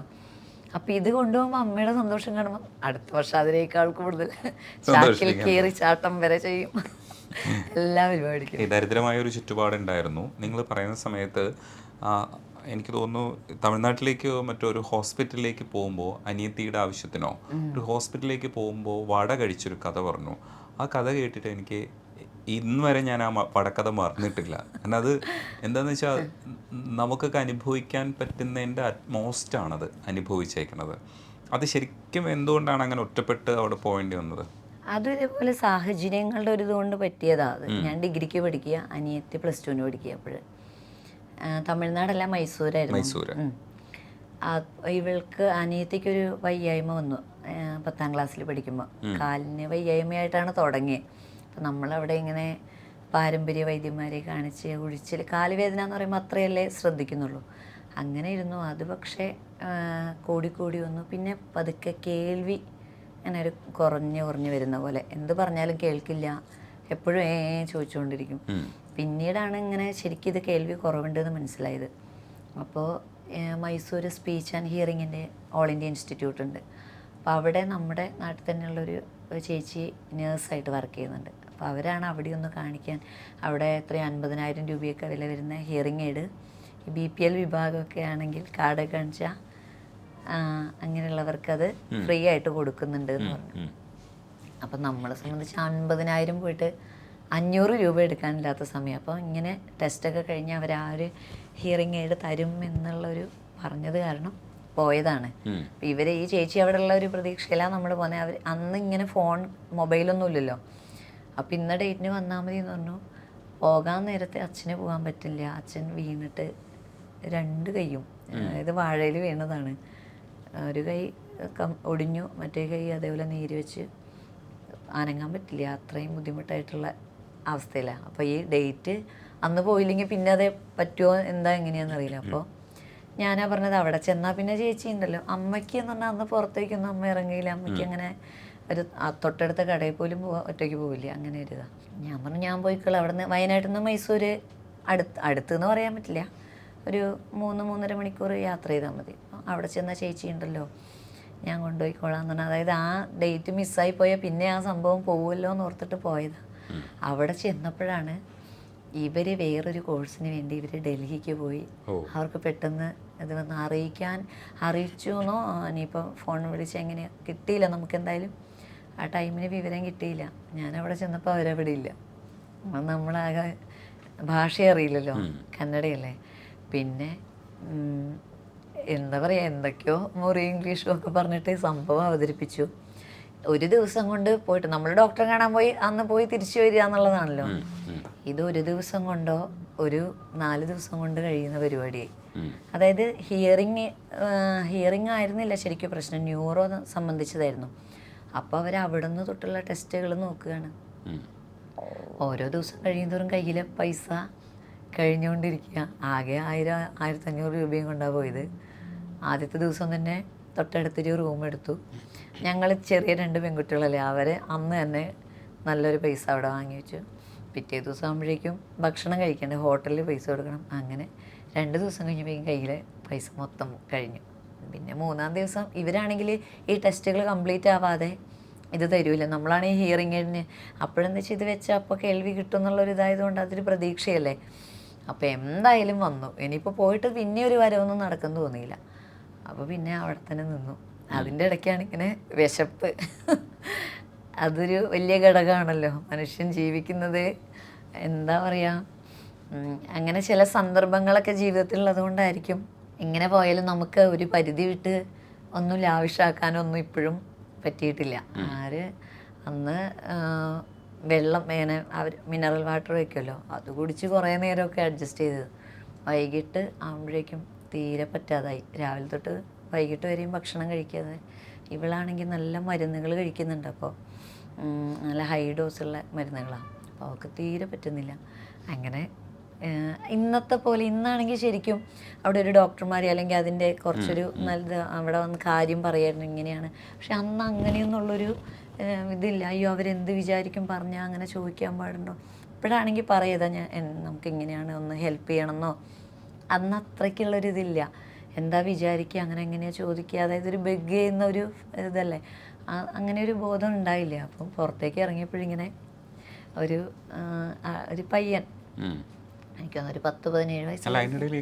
കമ്മൽ എന്തോ കൊടുത്തൊരു ഫുഡ് വാങ്ങിക്കുന്ന, അതിൻ്റെ ഇടയ്ക്ക് ഹോട്ടലിൽ പോയി. ലാസ്റ്റ് അവസാന നിമിഷം എന്താ പറയുക, ഒരു നിവൃത്തിയില്ലാതെ ഹോട്ടലിലേക്ക് വരും. ഭക്ഷണമൊക്കെ കഴിച്ചു കഴിഞ്ഞ് കുറച്ച് പൈസ എന്തെങ്കിലും കൊടുത്ത് ഒപ്പിക്കാന്നുള്ളതിൽ ആകെ ഒരു 10-20 രൂപയുണ്ട്. 20 രൂപയ്ക്കൊന്നും 2 പേര് ഭക്ഷണം കഴിച്ചാൽ അവർ സമ്മതിക്കുമോ? അങ്ങനെ ആളത് ബഹളം വെച്ചു. അയാൾ നല്ല ഭയങ്കരമായിട്ട് ശബ്ദം ഉണ്ടാക്കി, അങ്ങനെ പൈസ കുറവാണ് എന്ന് പറഞ്ഞപ്പോൾ. അപ്പോൾ അവർ കഴിക്കുന്നതിന് മുന്നേ പറയണ്ടേ അങ്ങനെ ഇങ്ങനെയെന്നൊക്കെ പറഞ്ഞിട്ട് ഭയങ്കരമായിട്ട് ശബ്ദം ഉണ്ടാക്കി. അപ്പോൾ നമുക്കാകെ എന്താ, എൻ്റെ കാതിലൊന്ന് സ്വർണത്തിൻ്റെ കമ്മലല്ല, അനിയത്തിക്കൊരു 2 മൊട്ട് കമ്മലുണ്ട്. അപ്പോൾ അത് വാങ്ങി അതെടുത്ത് അഴിച്ചിട്ട് കൊടുത്തു ഹോട്ടലിൽ. അപ്പോൾ അയാൾ എന്നിട്ട് പറഞ്ഞു ഒരു വൈകിട്ട് വന്നിട്ട് കഴിച്ചോളാൻ പറഞ്ഞു, ഒരു നേരം കൂടെ. അങ്ങനെ ഒരു ദിവസം ആ വൈകിട്ടത്തെ ഒരു നേരത്തെ ഭക്ഷണവും കൂടെ കഴിച്ചു. പിറ്റേ ദിവസമാണ് ഫുള്ളി പട്ടിണിയായത്. അന്ന് വൈകുന്നേരമാണ് ഇങ്ങനെ പുറത്തേക്ക് പോയി ഈ വട ഇങ്ങനെ ചോദിച്ച് കഴിച്ചത്. അത് പയ്യന് എനിക്കൊരു ആശ്വാസം എന്താ വെച്ചാൽ ചെറിയൊരു പയ്യനാണല്ലോ, വലിയ ആളൊക്കെ ആണെങ്കിൽ ഒരു പേടിയുണ്ട്, ഇത് പയ്യനാണല്ലോ കുറച്ചുകൂടെ ഒരു ഇതുണ്ടല്ലോ എന്ന് ഓർത്തിട്ട് ഞാൻ പോയിട്ട് ചോദിച്ചു. അത് ഞാൻ പറയട്ടെ, അതൊരാളും കഴിക്കില്ല കേട്ടോ അവിടുന്ന്. അത്രയും വൃത്തിയില്ലാതെ മലയാളികളൊന്നും എനിക്ക് തോന്നുന്നില്ല കഴിക്കുന്ന അങ്ങനത്തെ ഒരു സ്ഥലത്തുനിന്ന്. അതിൻ്റെ സൈഡിൽ കൂടെ ഒരു കാന ഒഴുകുന്നുണ്ട് വേസ്റ്റ്. അതിൻ്റെ മേലെ ഈ ഡ്രൈനേജ് ഇതാവുന്ന അതിൻ്റെ മേലെയാണ് ഈ തകരത്തിൻ്റെ ഷീറ്റൊക്കെ ഇട്ട് അടുപ്പൊക്കെ വെച്ചിരിക്കുന്നത്. അവിടെ ഇരുന്നിട്ടാണ് അതിൽ ഈച്ചയും കൊതുകും ഒക്കെ ഉണ്ട്. ആരും കഴിക്കില്ല. എന്നിട്ട് ഞാൻ അവിടെ പോയിട്ട് ഈ പയ്യനോട് ഇങ്ങനെ ചോദിക്കുക. ഞാൻ ആദ്യം തന്നെ പറഞ്ഞു പൈസ ഇല്ല, പൈസ ഇല്ലാന്ന് വെച്ചാൽ ചീത്ത കേൾക്കണ്ടേന്ന് ഓർത്തിട്ട്. പൈസ ഇല്ല, ഒരു ഇത് തരൂ അനിയത്തിക്ക്, അവളെ കാണിച്ചിട്ട് അനിയത്തിക്കാന്ന് പറഞ്ഞു. അപ്പം ആ പയ്യനെ എടുത്തു തന്നു, അവൾക്ക് ഒരെണ്ണം, പിന്നെ എനിക്കും തന്നു. അതും പകുതി അവൾക്ക് കൊടുത്ത്. അങ്ങനെ 2 വട ഒന്ന് വാങ്ങി കഴിച്ച്. ഈ പയ്യനെ ഞാൻ ഒരിക്കലും മറക്കില്ല. കാരണം ഒരു ഇട്ടിരിക്കുന്ന ബനിയൻ മുഴുവനും എണ്ണയാണ്, ഒരു വൃത്തിയില്ല, ഒന്നുമില്ല. പക്ഷേ ആ വൃത്തിഹീനമായ അന്തരീക്ഷത്തിൽ വൃത്തിയില്ലാത്തൊരു പയ്യൻ തന്ന ആ 2 വടയിലാണ് ഞങ്ങളെ ഒരു ദിവസം അന്ന് പോയത്. അപ്പോൾ ചില സമയത്ത് ഇങ്ങനെ കുട്ടികളൊക്കെ ഫുഡുകളൊക്കെ ചെയ്യുമ്പോഴേ ഭക്ഷണം കഴിച്ച് കുറച്ച് കഴിയുമ്പോഴേക്കും നിലത്തൊക്കെ കഴിയുമ്പോൾ അപ്പോഴും ഇത് ഓർമ്മ വരും. അപ്പോൾ മൂത്ത മോന് പറയും, മൈസൂരിലെ വടക്കഥ വന്നല്ലോ. അതായത് കുട്ടികൾക്ക് അതൊരു കഥ മാത്രമാണ്, നമ്മൾ അനുഭവിച്ച. അതായത് അത് കഴിച്ചിട്ട് ഇവൾക്ക് അത് അനിയത്തിക്ക് കൊടുത്തവളത് കഴിക്കുന്ന കാണുമ്പം ഞാൻ അവിടെ നിന്ന് കരയുക ചെയ്തത്. ആ ഒരു അവസ്ഥയൊക്കെ കുറേ പേര് പറഞ്ഞിട്ടുണ്ട് അങ്ങനെയൊക്കെ ഉണ്ടാവും, അങ്ങനെയൊക്കെ ഉണ്ടാവും. നമ്മളറിയാത്ത കാരണമാണ് ചില സാഹചര്യത്തിൽ ഞാനും പ്രതീക്ഷിച്ചിട്ടില്ല അവിടെ പോയി പട്ടിണി കിടക്കുന്നൊന്നും നമ്മളും വിചാരിക്കുന്നില്ല. പക്ഷേ യാദൃശ്ചികമായിട്ട് നമ്മുടെ കയ്യിൽ പൈസ തരിക, പിന്നെ ഇത് തീരാതെ വരാനും പറ്റുന്നില്ല. അങ്ങനെ 4 ദിവസം നിന്ന് 4-ാമത്തെ ദിവസം വൈകിട്ട് ഹിയറിംഗ് എയ്ഡ് വാങ്ങിയിട്ട് തന്നെയാണ് തിരിച്ചു വന്നത്. തിരിച്ചു വരാനും പൈസയില്ല. ബസ് അവരുടെ ആ ഇൻസ്റ്റിറ്റ്യൂട്ടിലൊരു ബസ് മൈസൂർ വരെ വരുന്നുണ്ട്, അതിൽ കയറി പോന്നു. അത് കഴിഞ്ഞിട്ട് ബസ്സിൽ കയറി, പിന്നെ പേഴ്സ് വീണോ എന്ന് പറഞ്ഞു. അയാൾക്ക് മനസ്സിലായിട്ടുണ്ട് തോന്നുന്നു, കർണാടകക്കാരൻ തന്നെയായിരുന്നു കണ്ടക്ടർ. പിന്നെ ഞങ്ങളെ കണ്ടിട്ട് ഇനിയിപ്പോൾ അങ്ങനെ 2 പെൺകുട്ടികളല്ലേ, അപ്പോൾ അങ്ങനെ കള്ളത്തരം പറയാൻ തോന്നിയിട്ടില്ല. എന്തായാലും ഞാൻ പറഞ്ഞു ഞാൻ കൽപ്പറ്റ എത്തിയിട്ട് വാങ്ങിത്തരാം എന്ന് പറഞ്ഞു. അങ്ങനെ ആ ബസ്സിൽ വന്ന് കൽപ്പറ്റ എത്തിയപ്പോൾ ഞാൻ കോളേജിലേക്ക് പോകുന്ന ബസ് കാത്ത് നിൽക്കുന്ന ആ സ്ഥലമാണല്ലോ, അപ്പോൾ അവിടെ വന്ന് വേഗം അവിടെ അടുത്തുള്ളൊരു കടയിൽ ഓടിപ്പോയിട്ട് പറഞ്ഞു ഇങ്ങനെ കുറച്ച് ഒരു 300 അത്ര രൂപയായിട്ടുള്ളൂ, വേഗം ആ പൈസ ആൾ വേഗം എടുത്തത് ഞാൻ പെട്ടെന്ന് ബസ്സിൽ കൊണ്ടുകൊടുത്തു. അദ്ദേഹത്തിന് പിന്നെ കൊടുത്താൽ മതിയല്ലോ, നാളെ തരാമെന്നും പറഞ്ഞിട്ട് അങ്ങനെ വാങ്ങി കൊടുത്തു. അങ്ങനെയാണ് തിരിച്ചെത്തിയത്. പക്ഷെ ആ സംഭവം നമ്മൾ പോയ കാര്യം കിട്ടി, ഹിയറിംഗ് എയ്ഡ് കിട്ടി. പിന്നീട് അനിയത്തിനെ പിന്നീടാണ് ചികിത്സിച്ചത്, രോഗം കണ്ടുപിടിക്കുന്നതൊക്കെ. ശരിക്കും ചെവിയുടെ പ്രശ്നമായിരുന്നില്ല. അത് പിന്നെ ബാംഗ്ലൂർ ചെന്ന് വീണ്ടും 1-2 വർഷം വീണ്ടും കഴിഞ്ഞു അസുഖം കണ്ടുപിടിക്കാനും ട്രീറ്റ്മെൻറ്റ് ചെയ്യാനൊക്കെ. ഇപ്പം നന്നായി, അസുഖമൊക്കെ ഭേദമായി, മിടുക്കിയായി ജോലിയൊക്കെ ചെയ്യുന്നുണ്ട്. നിങ്ങളൊരു മിടുക്കിയാണ്. ഈ മിടുക്കി മുടി മുറിച്ചത് അമ്മായിയമ്മയ്ക്ക് വേണ്ടിയിട്ടാണെന്നൊരു സ്റ്റോറി പറഞ്ഞല്ലോ, അതെന്തായിരുന്നു സംഭവം? അമ്മായിയമ്മയ്ക്ക് വേണ്ടിയെന്നല്ല, അതായത് അങ്ങനെ കേൾക്കുമ്പോൾ നമ്മളിരിക്കും അമ്മായിയമ്മ ആവശ്യപ്പെട്ടിട്ട് അങ്ങനെ, അതല്ല. അമ്മ, ഹസ്ബൻഡിൻ്റെ അമ്മ എന്ന് പറയുന്ന ഒരു എന്താ പറയുക, ഒരു പാവം അമ്മയായിരുന്നു. സാധാരണ അമ്മായിയമ്മമാർക്കുള്ളൊരു ഇമേജ് ഉണ്ടല്ലോ, അതിൽ നിന്ന് നേരെ, അതെ അതെ, അതിൽ നിന്ന് നേരെ ഓപ്പോസിറ്റ് ആയിട്ടുള്ള ഒരു ക്യാരക്ടറായിരുന്നു. അപ്പം അമ്മ ജോലിയുള്ള ആളായിരുന്നു. അമ്മ പോലീസിൽ തന്നെ, അച്ഛൻ പോലീസിലായിരുന്നു, ഹസ്ബൻഡിൻ്റെ അച്ഛൻ ആക്സിഡൻറ്റിൽ മരിച്ചിട്ട് അമ്മയ്ക്ക് ആ ജോലി കിട്ടിയതാണ്. അപ്പം അമ്മയ്ക്ക് അങ്ങനെ പ്രത്യേകിച്ച് അമ്മ അങ്ങനെ ഒരു ആവശ്യം മക്കളോട് പറയുന്നയോ ഒന്നും കേട്ടില്ല, ആവശ്യങ്ങളേ ഇല്ല. അമ്മ അങ്ങനെ പ്രത്യേകിച്ച് ഒരു ആവശ്യമോ ആഗ്രഹമോ ഒന്നും പറയാത്ത ആളാണ്. പക്ഷെ ഞാൻ ഇടയ്ക്കിടയ്ക്ക് കേട്ടിട്ടുള്ളത് തിരുപ്പതി പോകണം എന്നുള്ളതാണ്. തിരുപ്പതി പോകണം, തിരുപ്പതി കൊണ്ടുപോകണം, എനിക്കൊരു നേർച്ച ഉള്ളതാണ്, അത് ചെയ്യണം എന്ന് പറഞ്ഞപ്പോൾ ഒരു ദിവസം ചോദിച്ചതാണ്, എന്താ നേർച്ച എന്ന് പറഞ്ഞാണ്. ഹസ്ബൻഡിനാണോ ഇളയ മകനാണോ ചെറുപ്പത്തിൽ കൈക്കുഞ്ഞായിരിക്കുമ്പോൾ പെട്ടെന്ന് വയ്യാതായി, അനക്കമൊന്നുമില്ല, അങ്ങനത്തെ ഒരു ഇതിലായി. അപ്പോൾ പെട്ടെന്ന് അമ്മ ഈ കുട്ടി രക്ഷപ്പെട്ട് കിട്ടിയാൽ തിരുപ്പതി പോയിട്ട് തല മുട്ടയടിക്കാന്ന് നേർച്ച പറഞ്ഞതാണ്. അപ്പോൾ ആ സമയത്ത് നടന്നില്ല, ചെറിയ കുഞ്ഞുങ്ങളല്ലേ. പിന്നെ മക്കള് വലുതായപ്പോൾ അവർ കൊണ്ടുപോയില്ല. അമ്മയ്ക്ക് നിറയെ മുടിയാണ്, നല്ല മുടിയുണ്ടായിരുന്നു. അപ്പോൾ അത് മുട്ടയടിച്ച് കാണാനുള്ള വിഷമം കൊണ്ടായിരിക്കും തിരുപ്പതി മാത്രം പോയില്ല, ബാക്കി എല്ലാ സ്ഥലത്തും കൊണ്ടുപോയിട്ടുണ്ട്. കാശി, അങ്ങനെ നോർത്തിലും ഒക്കെ എല്ലാ അമ്പലങ്ങളും ഒക്കെ പോയിട്ടുണ്ട്. പക്ഷേ തിരുപ്പതി മാത്രം കൊണ്ടുപോയില്ല. അതെനിക്ക് തോന്നുന്നത് ഇത് കാരണമായിരിക്കും, മുട്ടയടിച്ച് കാണാനുള്ളൊരു വിഷമം കൊണ്ടായിരിക്കും. പോകാമെന്നുള്ളൊരു ഇതിരുത്തി, എന്തായാലും കൊണ്ടുപോകാമെന്നുള്ളതിൽ അങ്ങനെ എല്ലാം റെഡിയായി. അടുത്ത മാസം പോകാമെന്നുള്ളൊരു മെയ് മാസം പോകാമെന്നുള്ളൊരു ഭയങ്കര ഹാപ്പി ആയിരുന്നു. തിരുപ്പതി പോകുന്നുള്ള ബുക്ക് ചെയ്യുമോ അങ്ങനെ എന്തോ ചെയ്യുന്നത്, അങ്ങനെ എന്തൊക്കെയോ ചെയ്തു, ബുക്ക് ചെയ്തിട്ടുണ്ട് തോന്നുന്നു. അപ്പോൾ അമ്മ ഹാപ്പിയിൽ ഇങ്ങനെ നിൽക്കുമ്പോൾ നേർച്ച, അത്രയും വർഷത്തെ നേർച്ച കൊടുക്കാൻ പോകല്ലേ. അപ്പോഴാണ് പെട്ടെന്നൊരു അമ്മ മരിക്കണത്. അപ്പോൾ പെട്ടെന്ന് ഒരു വയ്യായ്മ, ഒന്ന് വൊമിറ്റ് ചെയ്തേ ഉള്ളൂ. ഹോസ്പിറ്റലിൽ കൊണ്ടുപോയി, പിന്നെ വരുന്നത് ഇങ്ങനെ ബോഡി ആയിട്ടാണ്. അപ്പോൾ എൻ്റെ ഹസ്ബൻഡ് ഞാൻ എപ്പോൾ മരിച്ച അന്ന് തൊട്ടും അവർക്ക് എന്ന് പറഞ്ഞാൽ അച്ഛനില്ലാതെ അമ്മ വളർത്തിയതല്ലേ, അപ്പോൾ അമ്മ ഭയങ്കര അത്രയും അറ്റാച്ച്മെൻറ്റ്. അപ്പോൾ എപ്പോഴും ഹസ്ബൻഡ് ഇത് പറഞ്ഞിട്ട് വിഷമിക്കും, അമ്മ ഇങ്ങനെ പോകുന്ന അറിഞ്ഞില്ല, അമ്മ ആകെ പറഞ്ഞൊരാഗ്രഹം ഇത് മാത്രം, വേറെ ഒന്നും അമ്മ അങ്ങനെ ആവശ്യപ്പെട്ടിട്ടില്ല. ഒരൊറ്റ കാര്യമേ പറഞ്ഞുള്ളൂ, അത് ഇങ്ങനെ അടുത്തെത്തിയപ്പോൾ പോയി എന്നുള്ളൊരു വിഷമം എപ്പോഴും ഇത് പറയും. ആ മുട്ടയടിച്ച് കഴിഞ്ഞിട്ടാണ് എന്നുണ്ടെങ്കിൽ അതൊരു ഇതുണ്ടായിരുന്നു, അമ്മ പറഞ്ഞത് നടന്നല്ലോ എന്നുള്ളത്. ഇതെന്ന് പറയുമ്പോൾ അത് പറഞ്ഞിട്ട് വിഷമിക്കും. അപ്പോൾ ഞാൻ പറഞ്ഞ അമ്മ പോവായിട്ടല്ലല്ലോ, ഇവർ കൊണ്ടുപോകാതെയല്ലേ. അപ്പോൾ ഇനി എന്നാണോ തിരുപ്പതി പോണത്, അപ്പം അമ്മയ്ക്ക് പകരമായിട്ട് ഞാൻ തലമുട്ടയടിക്കാമെന്ന് പറഞ്ഞു. അതിപ്പോൾ മരിച്ചൊരു 10-16 ദിവസത്തിനുള്ളിലാണിത്. ഞാൻ പറഞ്ഞു ഇനി നമ്മളെപ്പോഴാണ് തിരുപ്പതി പോകുന്നത്, അന്ന് ഞാൻ അമ്മയ്ക്ക് പകരം അമ്മ കൊടുക്കുന്ന പോലെ അമ്മയുടെ തലമുടി കൊടുക്കുന്നതിന് പകരം ഞാൻ ചെയ്യാതെ കേട്ടോ, ഇനി അതിൽ വിഷമിക്കണ്ടെന്ന് പറഞ്ഞു. ഞാനും വിചാരിക്കുന്ന എപ്പോഴെങ്കിലും പോകില്ല, തിരുപ്പതി ഇവിടെ അടുത്തൊന്നല്ലോ, ഉം. അപ്പോൾ എപ്പോഴെങ്കിലും പോകുമ്പോൾ അത് ചെയ്യാന്നുള്ള. ഒരു 6 മാസമായി ഇപ്പോൾ ഹസ്ബൻഡിൻ്റെ ചേട്ടൻ തിരുപ്പതി യാത്ര പ്ലാൻ ചെയ്തു. അപ്പോഴൊന്നും ഞാനും ഹസ്ബൻഡും മാത്രം തന്നെ ഇതറിയുള്ളൂ, ഹസ്ബൻഡും വിചാരിക്കുന്നില്ല അപ്പോൾ അങ്ങനെ ചെയ്യുന്നത്. പിന്നെ തിരുപ്പതി എത്തിയപ്പോൾ ഞാൻ പറഞ്ഞു, ഞാനിങ്ങനെ അന്ന് പറഞ്ഞിട്ടുണ്ടായില്ലേ, അതൊന്നും വേണ്ട, അപ്പോൾ PSC കോച്ചിങ്ങിനൊക്കെ പോണ സമയമാണ്, അപ്പോൾ ക്ലാസ്സിന് പോവാ, അവന് പുറത്തേക്ക് പോകുന്നതല്ലേ, അത് മുടി അറ്റം വെട്ടി കൊടുത്താൽ മതി, അതിൻ്റെ ആവശ്യം അതും അങ്ങനെ ചെയ്താൽ മതി, മുടി അങ്ങനെ മുട്ടയടിക്കൊന്നും വേണ്ട. അപ്പോൾ ഞാൻ പറഞ്ഞത് കറക്റ്റായിട്ട് മുട്ടയടിക്കാമെന്നാണ്. അപ്പോൾ അപ്പോഴത് നടന്നില്ല. കുറച്ച് കഴിയുമ്പോൾ എൻ്റെ കുട്ടികൾ വലുതായിട്ട് ഇതേപോലെ തന്നെ അവർ ആ സമയത്ത് സമ്മതിച്ചില്ലെങ്കിൽ ഇത് അമ്മയെ പോലെ ഇങ്ങനെ നടക്കാത്തൊരാഗ്രഹമായി മാറും. അപ്പം ഞാൻ ശരി, ഞാൻ മോനെ മുട്ടയടിക്കുന്നുണ്ടല്ലോ, എന്തായാലും പോകുമ്പോൾ ചെയ്യുന്നുണ്ട്, അപ്പോൾ മോനെയും കൊണ്ട് അവനെ മുട്ടയടിച്ച് കൊണ്ടുവരാൻ പറഞ്ഞിട്ട് ലേഡീസിൻ്റെ ഭാഗത്ത്, ലേഡീസിൻ്റെ മുട്ടയടിക്കുന്ന ഭാഗത്തേക്ക് പോയി. അവിടെ പോയിട്ട് അവൻ്റെ കഴിഞ്ഞ ഉടനെ ഞാൻ ചെയ്തു. തിരിച്ചു വന്നപ്പോഴാണ് എല്ലാവരും കാണുന്നത്. ഞാൻ വല്ലാതെ സമ്മതിച്ച് ചോദിക്കാൻ പോയാൽ ചിലപ്പം സമ്മതിക്കാൻ തോന്നില്ല. പിന്നെ അങ്ങനെ ചെയ്തു, കുഴപ്പമൊന്നുമില്ലല്ലോ. എത്രയോ പേര് അസുഖമായിട്ട് മുടി പോണു, അത് നമ്മുടെ കയ്യിലല്ലോ. നാളെ ഞാൻ മുട്ട അടിക്കില്ല, അല്ലെങ്കിൽ ഞാനത് ചെയ്യില്ല എന്ന് നമുക്ക് പറയാൻ പറ്റില്ല. ഒരസുഖം വന്ന് പോകുമ്പോൾ അത് പോകാൻ പറ്റില്ല എന്ന് പറയാൻ പറ്റില്ലയോ, അത് പോകുമല്ലോ എന്തായാലും.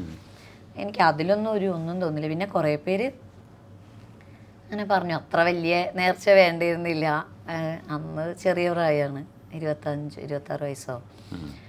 അപ്പം പിന്നെ ക്ലാസ്സിനൊക്കെ പോകുമ്പോഴൊക്കെ എല്ലാവരും, പിന്നെ കുറേ പേര് അസുഖമായിട്ടാണെന്ന് വിചാരിച്ചവരുണ്ട്. നമ്മുടെ ഈ സൗന്ദര്യവും കാര്യമൊക്കെ ജസ്റ്റ് ഒന്ന് അടുപ്പിലൊന്ന് തീയൊന്ന് മുഖത്തേക്ക് ഒന്ന് പാളിയാലോ, അല്ലെങ്കിൽ പോകുന്ന വഴിക്ക് വണ്ടി ഒന്ന് ചിരിഞ്ഞാലോ കഴിയാവുന്ന ഒന്നാണ്. അതിനെ നമ്മൾ വല്ലാതെ അത് എന്ന് വെച്ച് ജീവിക്കേണ്ട കാര്യമൊന്നുമില്ല. അപ്പം ഞാൻ ആ ഒരു ഇതിൽ ചിന്തിക്കുന്നതാണ്. മുടി പറഞ്ഞാൽ ശരീരം തന്നെ പോയിട്ട് ജീവിക്കുന്ന എത്രയോ പേര് കയ്യും കാലും ഇല്ലാതെയും പൊരുതി ജീവിക്കുന്നില്ലേ. അത് വെച്ച് നോക്കുമ്പോൾ ഇതൊരു ഭയങ്കരമായിട്ട് അയ്യോ എന്തിനാണ് അങ്ങനെ കരഞ്ഞ ആൾക്കാരൊക്കെ ഉണ്ട്. അയ്യോ ഇതെന്തിനാ. അപ്പം ഞാൻ അങ്ങനെയൊന്നും അത്ര വലിയ ത്യാഗമൊന്നുമായിട്ട് പറയണ്ട, ഒന്നുമില്ലാതെ ഇതിനേക്കാളും പൊരുതി ജീവിക്കുന്ന എത്രയോ പേരുണ്ട്. അപ്പോൾ അത് വെച്ച് നോക്കുമ്പോൾ ഒന്നുമല്ല. പിന്നെ എനിക്കൊരു എന്താ പറയുക, ഒരു സാറ്റിസ്ഫാക്ഷൻ എന്താ വെച്ചാൽ അമ്മയ്ക്ക് വേണ്ടിയിട്ട് അത് ചെയ്യാൻ പറ്റിയല്ലോ എന്നുള്ളൊരു സന്തോഷം. ഈ ജീവിതാനുഭവങ്ങളൊക്കെ പറയുന്നത് ഒരു കഥ കേൾക്കും പോലെയാണ് ഞാൻ കേൾക്കുന്നത്. എനിക്ക് തോന്നുന്നു എഴുത്ത് വശമുള്ളത് കൊണ്ടും ഇടയ്ക്കിടയ്ക്ക് മാതൃഭൂമിയിലൊക്കെ എഴുതാറുണ്ട് എന്നാണ് ഞാൻ മനസ്സിലാക്കുന്നത്. പത്രത്തിലൊക്കെ ചെറിയ കുറിപ്പുകളൊക്കെ കൊടുക്കാറുണ്ട്. അതുകൊണ്ടാണോ ഇത്തരത്തിലുള്ളൊരു ഭാഷയിൽ ഇങ്ങനെ കഥ പറയാൻ പറ്റണേ? കഥ പറയല് പണ്ട് സ്കൂളിൽ നിന്ന് തൊട്ടേ വന്ന അപ്പോൾ അമ്മയോട് അന്നത്തെ അവിടെ നിന്ന് ഇറങ്ങിയ തിരിച്ച് അവിടെ നിന്ന് കയറുന്ന വരെയുള്ള കഥകൾ A to Z പറയും. അതിപ്പോൾ അനുഭവിക്കുന്നത് ഹസ്ബൻഡാണ്. ജോലിക്ക് പോയി കഴിഞ്ഞാൽ അവിടെ നിന്നോട്ട് തിരിച്ചു വരുന്നവരുള്ള.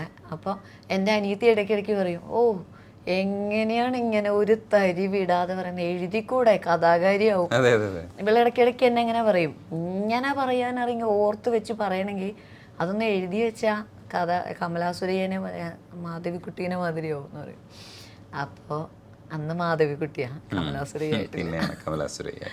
അപ്പോൾ അവളിങ്ങനെ പറയുമ്പോൾ പിന്നെ ഞാൻ വെറുതെ ഒരു മനോരമയിൽ ഒരു അനുഭവക്കുറിപ്പ് പറഞ്ഞിട്ട് സൺഡേ ഒരു ഇത് പേജ് കണ്ടു. വെറുതെ ഒരു കഥ എഴുതി അയച്ചതാ. വെള്ളപ്പൊക്കത്തിൽ ഞാൻ പോയ കഥ.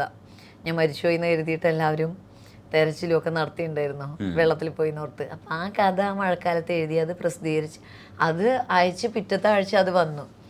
ഭയങ്കര കോൺഫിഡൻസായി. കാരണം പറയുന്നിട്ടില്ലേ, പണ്ടത്തെ MT ഒക്കെ തന്നെ എത്രയോ കഥകൾ അയച്ചിട്ടാണ് ഒരെണ്ണം മാതൃഭൂമിയിലും അങ്ങനെ മാസികകളിൽ വന്നേന്ന്. അപ്പം എൻ്റെ ആദ്യത്തെ കഥ തന്നെ പത്രത്തിൽ വന്ന് ഞെട്ടി നിൽക്കുകയാണ്. അപ്പോൾ എനിക്ക് തോന്നിയൊരു അങ്ങനെ എഴുതാനുള്ള, പിന്നെ ഞാനൊരു സ്റ്റോറി ആയിട്ടല്ല, എല്ലാം എൻ്റെ ഒരു അനുഭവമായിട്ടും അല്ലെ എൻ്റെ അനുഭവത്തിൽ നിന്ന് അല്ലെ എനിക്ക് അറിയാവുന്നവരെ അങ്ങനെ ഒരു ഇതിലാണ് എഴുതുന്നത്. അപ്പം മാതൃഭൂമിക്ക് അയച്ചു കൊടുത്തപ്പോൾ 2-3 കഥകൾ അയച്ചു കൊടുത്തപ്പോൾ അവർക്കത് ചെയ്യാമെന്ന് പറഞ്ഞു. അങ്ങനെ വഴിമരങ്ങൾ എന്നും പറഞ്ഞിട്ട് എനിക്കായിട്ട് ഒരു ഇത് തന്നവർ.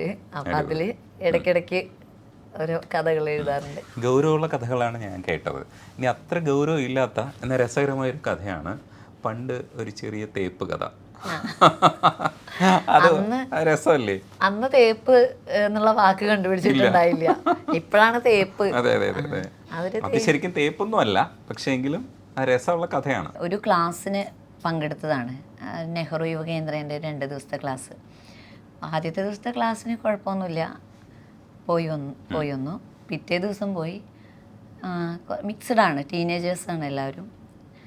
അപ്പോൾ അടുത്തിരിക്കുന്ന ഒരു പയ്യൻ വളരെ കാര്യമായിട്ട് എവിടെയാണ് വീട്, എന്താ പേര് ചോദിക്കണോ, വീട് എവിടെയാണ് ചോദിക്കണോ, ആരൊക്കെ ഉണ്ട്, എന്താ ചെയ്യുന്നത്, പഠിക്കുന്നത്, തൊട്ടടുത്തുള്ള സീറ്റിൽ വളരെ കാര്യമായിട്ട് സംസാരിച്ചു.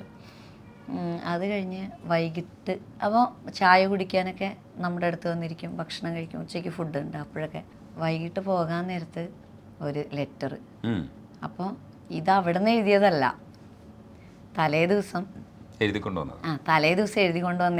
എന്ന് വെച്ചാൽ മടക്കി നല്ല അടിപൊളിയാക്കിയിട്ടുണ്ട്. അത് തന്നിട്ട് എന്നോട് പറഞ്ഞു, ഇതിൽ കുറച്ച് കാര്യങ്ങളുണ്ട്, ഓക്കെ ആണെങ്കിൽ ഇതിലുള്ള ഈ നമ്പറിൽ വിളിക്കണം എന്നൊക്കെ പറഞ്ഞു അവിടെ നിന്ന്. എന്നിട്ട് പിന്നെ എൻ്റെ കൂടെ തന്നെ ഞാനിത് വാങ്ങിയിട്ടാ. കാരണം ഞാൻ 8, 9, 10 ഒരു ഗേൾസ് സ്കൂളിൽ, +2 എന്ന് പറഞ്ഞാൽ പഠനം സയൻസ് ഗ്രൂപ്പാണ്. പുസ്തകത്തിൽ നിന്ന് കണ്ണെടുക്കാനുള്ള ഇതുണ്ടായില്ല. പിന്നെ നമുക്ക് അന്ന് അങ്ങനെയുള്ളൊരു ഇതൊന്നും ഇല്ല. അപ്പോൾ അങ്ങനെ ഒരു പ്രണയവും അങ്ങനത്തെ ഒന്നുമില്ല, പഠനം എന്നുള്ളൊരൊറ്റ ഇതുള്ളൂ. പിന്നെ ആദ്യമായിട്ടാണ് ഇങ്ങനെയൊരു സംഭവം +2 കഴിഞ്ഞ ആ സമയത്ത്. ഞാൻ ഭയങ്കര കൗതുകത്തോടെ വാങ്ങുകയൊക്കെ ചെയ്തു, പേടിയൊക്കെ ഉണ്ടെന്നാലും. പിന്നെ ബസ് സ്റ്റോപ്പ് വരെ വന്നപ്പോഴേക്കും ഭയങ്കര വാചാലനായി. എന്നെക്കാളും മുതിർന്നയാണ്, ഡിഗ്രി ഫസ്റ്റ് ഇയർ ആണ്. ഭയങ്കര കാര്യമായിട്ട് സംസാരിക്കണു. ആ ബസ് കയറുന്നവരെയുള്ള സമയത്ത് സകല കാര്യവും പറഞ്ഞു. അപ്പോൾ പിന്നെ ലെറ്റർ വായിക്കണ്ട, എല്ലാ കാര്യങ്ങളും പറഞ്ഞു. കണ്ണിഷ്ടമാണ് എന്നും അറിയാലോ, അങ്ങനെയുള്ള ഭയങ്കര സന്തോഷമായി. ആദ്യമായിട്ട് ഒരാൾ പറയുന്നത് വീട്ടിൽ പോയി കണ്ണാടി നോക്കി, കണ്ണൊക്കെ എത്ര ഭംഗിയുണ്ടോ. അല്ല, നമ്മളോട് ആദ്യമായിട്ട് ഒരാൾ പറയല്ലേ. അപ്പം അതിൽ ഫോൺ, അപ്പം ഞാൻ പറഞ്ഞു എൻ്റെ വീട്ടിൽ ഫോണൊന്നുമില്ല. അപ്പം പറഞ്ഞത് അതിൽ നമ്പറുണ്ട്, അതിൽ വിളിച്ചാൽ മതി, ഇങ്ങനെ എന്നെ ചോദിച്ചാൽ മതി വീട്ടിൽ. അപ്പോൾ നമുക്ക് പശുക്കളൊക്കെ ഉണ്ട്. അപ്പോൾ പശുവിനെ കെട്ടാൻ വേണ്ടി പോകും. അപ്പോൾ ചില്ലറ എടുത്ത് വയ്ക്കും, കോയിൻ ബൂത്തില്ലേ, അന്ന് ചില്ലറ ഇടുന്ന. തിരിച്ചു വരുമ്പോൾ പശുവിനെ കെട്ടി വയലിൽ കെട്ടി തിരിച്ചു വരുമ്പോൾ ആ ജംഗ്ഷനിൽ, ചെറിയൊരു ജംഗ്ഷനാണ്, അവിടെ പോയിട്ട് ഈ 1 രൂപ ഇട്ടിട്ട് വിളിച്ചു. ഒരു 2 ആഴ്ചേൻ്റെ ഇടയ്ക്ക് 2 or 3 തവണ ഫോൺ ചെയ്ത്. 2 ആഴ്ച കഴിഞ്ഞപ്പോഴാണ് പിന്നെ കോളേജ് അഡ്മിഷൻ എല്ലായിടത്തും കൊടുത്തിട്ടുണ്ടായിരുന്നു, ഇങ്ങനെ ലെറ്റർ വരുന്നത്. കൽപ്പറ്റ ഗവൺമെൻറ് കോളേജിൽ അഡ്മിഷന്, മാസ് കമ്മ്യൂണിക്കേഷൻ. അപ്പോൾ ഞാൻ നോക്കുമ്പോൾ ഈ പയ്യൻ ഉള്ള കോളേജ്, ഭയങ്കര സന്തോഷമായി. ഓടിപ്പോയി ഫോൺ വിളിച്ച് പറഞ്ഞു. ഞാൻ ഭയങ്കര വലിയൊരു കാര്യമായിട്ടാണ് പറയണേ. അപ്പോൾ ഇന്ന കോളേജിൽ എനിക്ക് എവിടെ അഡ്മിഷൻ കിട്ടിയെന്നറിയോ, ഇന്ന സ്ഥലത്താണ്, നിങ്ങളുടെ കോളേജിലാന്ന് പറഞ്ഞപ്പോൾ ഒരു സന്തോഷവും ഇല്ല. ഞാൻ പ്രതീക്ഷിച്ചതിന് നേരെ തിരിച്ചുള്ളൊരു എന്താ ഇതിങ്ങനെ. ഞാൻ പറഞ്ഞു ഭയങ്കര സമരമൊക്കെയാണ് കേട്ടോ, പഠിക്കാനൊന്നും അത്ര അതില്ല, എപ്പോഴും ക്ലാസ് സമരമൊക്കെ ആയിട്ട് പകുതി ദിവസവും ക്ലാസ് ഉണ്ടാവില്ല, വേറെ ഏതെങ്കിലും കോളേജിലേക്ക് പോകുന്നതായിരിക്കും നല്ലത്, വേറെ സബ്ജക്റ്റ് എടുത്താൽ മതി, ഇത് പുതിയ കോഴ്സാണ്. അപ്പോൾ ഞാൻ പറഞ്ഞു എനിക്കിപ്പോൾ അതാ കിട്ടിയത്. അവിടെ ഫീസ് കുറവ്, ഗവൺമെൻറ് കോളേജല്ലേ, ബാക്കി എല്ലായിടത്തും ആണെങ്കിൽ ഫീസ് വേണം. ഞാൻ BSc ആണ് ഉദ്ദേശിച്ചത്, പക്ഷേ എനിക്ക് പ്രാക്ടിക്കലൊക്കെ ഉള്ള കാരണം പറ്റില്ല തോന്നി. അതിൻ്റേതായിട്ടുള്ള സാമ്പത്തിക ബുദ്ധിമുട്ടുള്ള കാരണം ഞാൻ പിന്നെ അത് ആർട്സിലേക്ക് പോയത്. അപ്പം ഞാൻ പറഞ്ഞു എനിക്ക് വേറെ ഓപ്ഷനൊന്നുമില്ല, ഞാൻ അവിടെ ചേരണം. അവിടെ ചേർന്നിട്ട് ഞാൻ ആ കോളേജിൽ പോയിട്ടും ഇങ്ങനെ ഒരാൾ എന്നെ കാണാൻ വരുമോ, സാധാരണ എത്ര സന്തോഷമായിരിക്കും, കാണാൻ വരുമോ ഒന്നുമില്ല. പിന്നെ ഒരാഴ്ചയായിട്ടും ഇങ്ങനെ ഒരാളെ അപ്പം എനിക്ക് സംശയം ഇദ്ദേഹം ഇവിടെ തന്നെയാണോ എന്ന്. പിന്നെ ഒരു ദിവസം ഞാൻ നോക്കുമ്പോൾ കണ്ടു, കോളേജ് വിട്ട് പോകുമ്പോൾ ഒരു കുടയിൽ ഇങ്ങനെ ഒരു പെൺകുട്ടിയായിട്ട് ഇങ്ങനെ നടന്നു പോകണ കണ്ടു. അപ്പോൾ എനിക്കങ്ങനെ പ്രത്യേകിച്ചൊന്നും തോന്നിയില്ല, കോളേജിലല്ലേ എല്ലാവരും അങ്ങനെ ഗേൾസിൻ്റെ കൂടെ പോകുമല്ലോ, സാധാ പോലെ. പിന്നെ എൻ്റെ ഒരു ഫ്രണ്ട് ഉണ്ട്, ആളോട് ഞാനിങ്ങനെ ചോദിച്ചു, അറിയുമോ എന്ന് ചോദിച്ചു. അതായത് 2 or 3 തവണ ഈ പെൺകുട്ടിയായിട്ട് തന്നെ അവിടെ നിന്ന് ഇവിടെ നിന്നൊക്കെ ആയിട്ട് കണ്ടു, ലൈബ്രറിയിൽ നിന്ന് അങ്ങനെ. അപ്പോൾ എനിക്കൊരു സംശയം, എപ്പോഴും ആ ഒരു കുട്ടിയായിട്ട് തന്നെ. അപ്പം ഞാൻ എൻ്റെ ഒരു ഫ്രണ്ട് ഉണ്ട്, അവനോട് ചോദിച്ചു, ഇങ്ങനെ ഇന്ന പയ്യനെ അറിയുമോ, ഒരു പെൺകുട്ടിയായിട്ട് എപ്പോൾ കാണാമല്ലോ. അതെൻ്റെ ഫ്രണ്ടാണ്, ഞങ്ങൾക്ക് നല്ല പരിചയം. അപ്പോൾ അവളും എൻ്റെ ഫ്രണ്ടാണ്. അപ്പോൾ ഞാൻ പറഞ്ഞു അവർ 8ാം ക്ലാസ് മുതൽ പെയറാണ്. ആ പെൺകുട്ടി വേറെ കോളേജിൽ കിട്ടിയതാ, ഇവൻ ഇവിടെ അഡ്മിഷൻ കിട്ടിയത് കാരണം അവിടെ പോവാതെ ഇവിടെ വന്ന് പഠിക്കുന്നത്. അവർ കല്യാണം കഴിക്കും എന്തായാലും, വീട്ടിലൊക്കെ അറിയുന്ന കാര്യമാണ്. ഞാനാരെ ഇവൻ പറഞ്ഞ ഡയലോഗും കത്തിലെ ഡയലോഗും അപ്പം കണ്ണ് മൂക്ക് പറഞ്ഞിട്ട് ശരിക്കും പറ്റിക്കുകയാണെന്ന് മനസ്സിലായി. അപ്പം എല്ലാവർക്കും അറിയാം, ഈ 2 പേരെ എല്ലാവർക്കും അറിയാം. കോളേജിൽ അങ്ങനെ ഒരു രഹസ്യമായിട്ടുള്ളതല്ല, അവർ എപ്പോഴും ഇണക്കുരുവികളായി നടക്കുന്നത്. ഈ പയ്യൻ എന്നെ കണ്ട ഭാവം പോലും ഇല്ല. അപ്പം ശരിക്കും 2 ആഴ്ച 2.5 ആഴ്ചത്തെ പരിചയമുള്ളൂ ആ കണ്ടിട്ട്. അപ്പോഴത്തേനും കോളേജ് തുറന്നല്ലോ. എനിക്കിത് ഭയങ്കര ഹർട്ടായി. കാരണം നമ്മളിങ്ങനെയൊന്നും ചിന്തിച്ചിട്ട് പോലുമില്ല. ഒരാളെ അവരെ പറ്റിച്ച് ഇതെന്ന് ചെയ്യുമ്പം ഒരിക്കലും കണക്ഷൻ വരുമെന്ന് വിചാരിക്കുന്നില്ല. ഞാനൊരിക്കലും അവിടെ ചേരുന്നോ ഇതറിയുന്നോ വിചാരിക്കില്ല. ഫോണിലും ഇനിയിപ്പോൾ വേറെ ഏതെങ്കിലും കോളേജ് ആണെങ്കിലും ഈ കൽപ്പറ്റ വന്നിട്ട് തന്നെ പോകണമല്ലോ, അപ്പോൾ അവിടെ നിന്ന് കാണാം. അങ്ങനെയൊക്കെ ഉള്ളൊരിതിലായിരിക്കും, എനിക്കറിയില്ല. പിന്നെ അന്നത്തെ, ഞാനിപ്പോൾ അതിനെ കുറ്റം പറയണില്ല, അന്നത്തെ പ്രായവും ഒരിത്. പക്ഷേ എനിക്കത് ഭയങ്കര സങ്കടമായി. ഞാൻ ഭയങ്കര വിഷമിച്ച് കരഞ്ഞ് 2 ദിവസം ഭയങ്കര സങ്കടമായി. കുറച്ച് ദിവസം ഉണ്ടെങ്കിലും നമ്മളത് ഭയങ്കര ആത്മാർത്ഥമായിട്ടൊക്കെ. പിന്നെ ഈ പയ്യനെ കാണാൻ നല്ല ഭംഗി, തമിഴ് സിനിമ നടനില്ലേ മാധവൻ, അതേ ലുക്ക്, അതേപോലെ ഇത്തിരി ഇരുനിറായിട്ട് കറക്റ്റ് മാധവൻ്റെ ലുക്ക്. അപ്പം ഞാൻ അങ്ങനെയൊക്കെ നല്ല ഭംഗിയുള്ള പയ്യൻ, ആ ഒരു ഇതിൽ ആദ്യമായിട്ട് ഒരാളോട് ഇഷ്ടമൊക്കെ തോന്നി. ഈ പണി ചെയ്യുന്നത് നമ്മൾ വിചാരിക്കുന്നില്ല. ഒരിക്കലും പെരുമാറ്റത്തിലോ സംസാരത്തിലോ തോന്നുകയില്ല കേട്ടോ. കാരണം എന്നോട് സംസാരിക്കുമ്പോൾ അത്രയും ജെന്യൂനായിട്ട് നല്ല ഇതിലാണ് സംസാരിക്കണം. അതാണ് എനിക്ക്. അല്ലാതെ ഇപ്പോൾ ഒരു ആഷ്പോഷ് ഒരു ഇതല്ല, ആൾ അത്രയും ജെന്യൂനായിട്ട് പറയുന്ന പോലെ ഇത്. അപ്പം എനിക്കത് വിഷമമായി. പിന്നെ ഞാനോർത്ത് അങ്ങനെ വിട്ടാൽ പറ്റുമല്ലോ, അതൊരു ശരിയല്ലോ. നമ്മളും എന്നാൽ ശരി അതായിക്കോട്ടെ. നമ്മളും അത്രയ്ക്ക് അങ്ങോട്ട് വിശാല മനസ്ഥിതി ഇല്ല ആശാന്. അപ്പം ഞാനെന്ത് ചെയ്ത്, ഇദ്ദേഹം എനിക്ക് കത്തും, അയ്യോ അത് പറയാൻ പറഞ്ഞു, ഈ കത്തിൻ്റെ കൂടെ ഒരു മോതിരം കൂടെ തന്നു. ചിരട്ടയിൽ പേര് എഴുതിയിട്ടുള്ളൊരു, പണ്ടൊക്കെ ഉണ്ടാവും, ഇപ്പം അങ്ങനെ കാണാറില്ല. അങ്ങനെ ഒരു മോതിരം തന്നിരുന്നു. ഈ 2 സംഭവം എൻ്റെ കയ്യിലുണ്ടായിരുന്നു. ഞാൻ ഈ മോതിരവും എടുത്ത് ലെറ്ററും എടുത്ത് അന്ന് ഇവൻ്റെ പിന്നാലെ ഇവർ പോകുമ്പോൾ പുറകെ പോയി ഒരു ബസ് കാത്ത് നിൽക്കുന്ന സ്ഥലത്ത് പോയി. എന്നിട്ട് ഇവൻ്റെ അടുത്ത് പോയിട്ട് കൈ പിടിച്ച് കൈൻ്റെ ഉള്ളിൽ വെച്ച് കൊടുത്തു. വെച്ചോളാൻ പറഞ്ഞു. എനിക്ക് തന്നതാണ്, ഇത് വെച്ചോ. എന്നിട്ട് ഈ പെൺകുട്ടിയോട് പറഞ്ഞു, ഇത് ഇവൻ എനിക്ക് തന്നതാണ്. ഒരു 2-2.5 ആഴ്ച മുന്നേ പറഞ്ഞിരിക്കുന്ന ഡയലോഗുകളൊക്കെ ആ കത്തിലുണ്ട്. ഉറപ്പിച്ചോ, നമ്മളെക്കാളും കുറച്ചുകൂടെ ഫിഗറുള്ള ആൾക്കാർ ഇനിയും ലേഡീസ് ഉണ്ട്, അവരെ കാണുമ്പോൾ ഇവൻ അങ്ങോട്ട് ചാടും, അതുകൊണ്ട് വിശ്വസിക്കണ്ട, ചതിക്കും. അതൊന്നും പറയാൻ വേണ്ടിയാണ് വന്നതെന്ന് പറഞ്ഞിട്ട് ഞാൻ ബസ് കയറി. എനിക്ക് എന്നിട്ട് പിന്നെ ടെൻഷൻ ഇപ്പോഴാണ് ഞാൻ അങ്ങനെ ചെയ്തിരുന്നില്ല കേട്ടോ. ഇപ്പോഴൊരിക്കലും അങ്ങനെ നമ്മൾ ആലോചിക്കില്ല, അയ്യോ ഈ പെൺകുട്ടിക്ക് പെട്ടെന്ന് എന്തെങ്കിലും വിഷമം വരുമോ.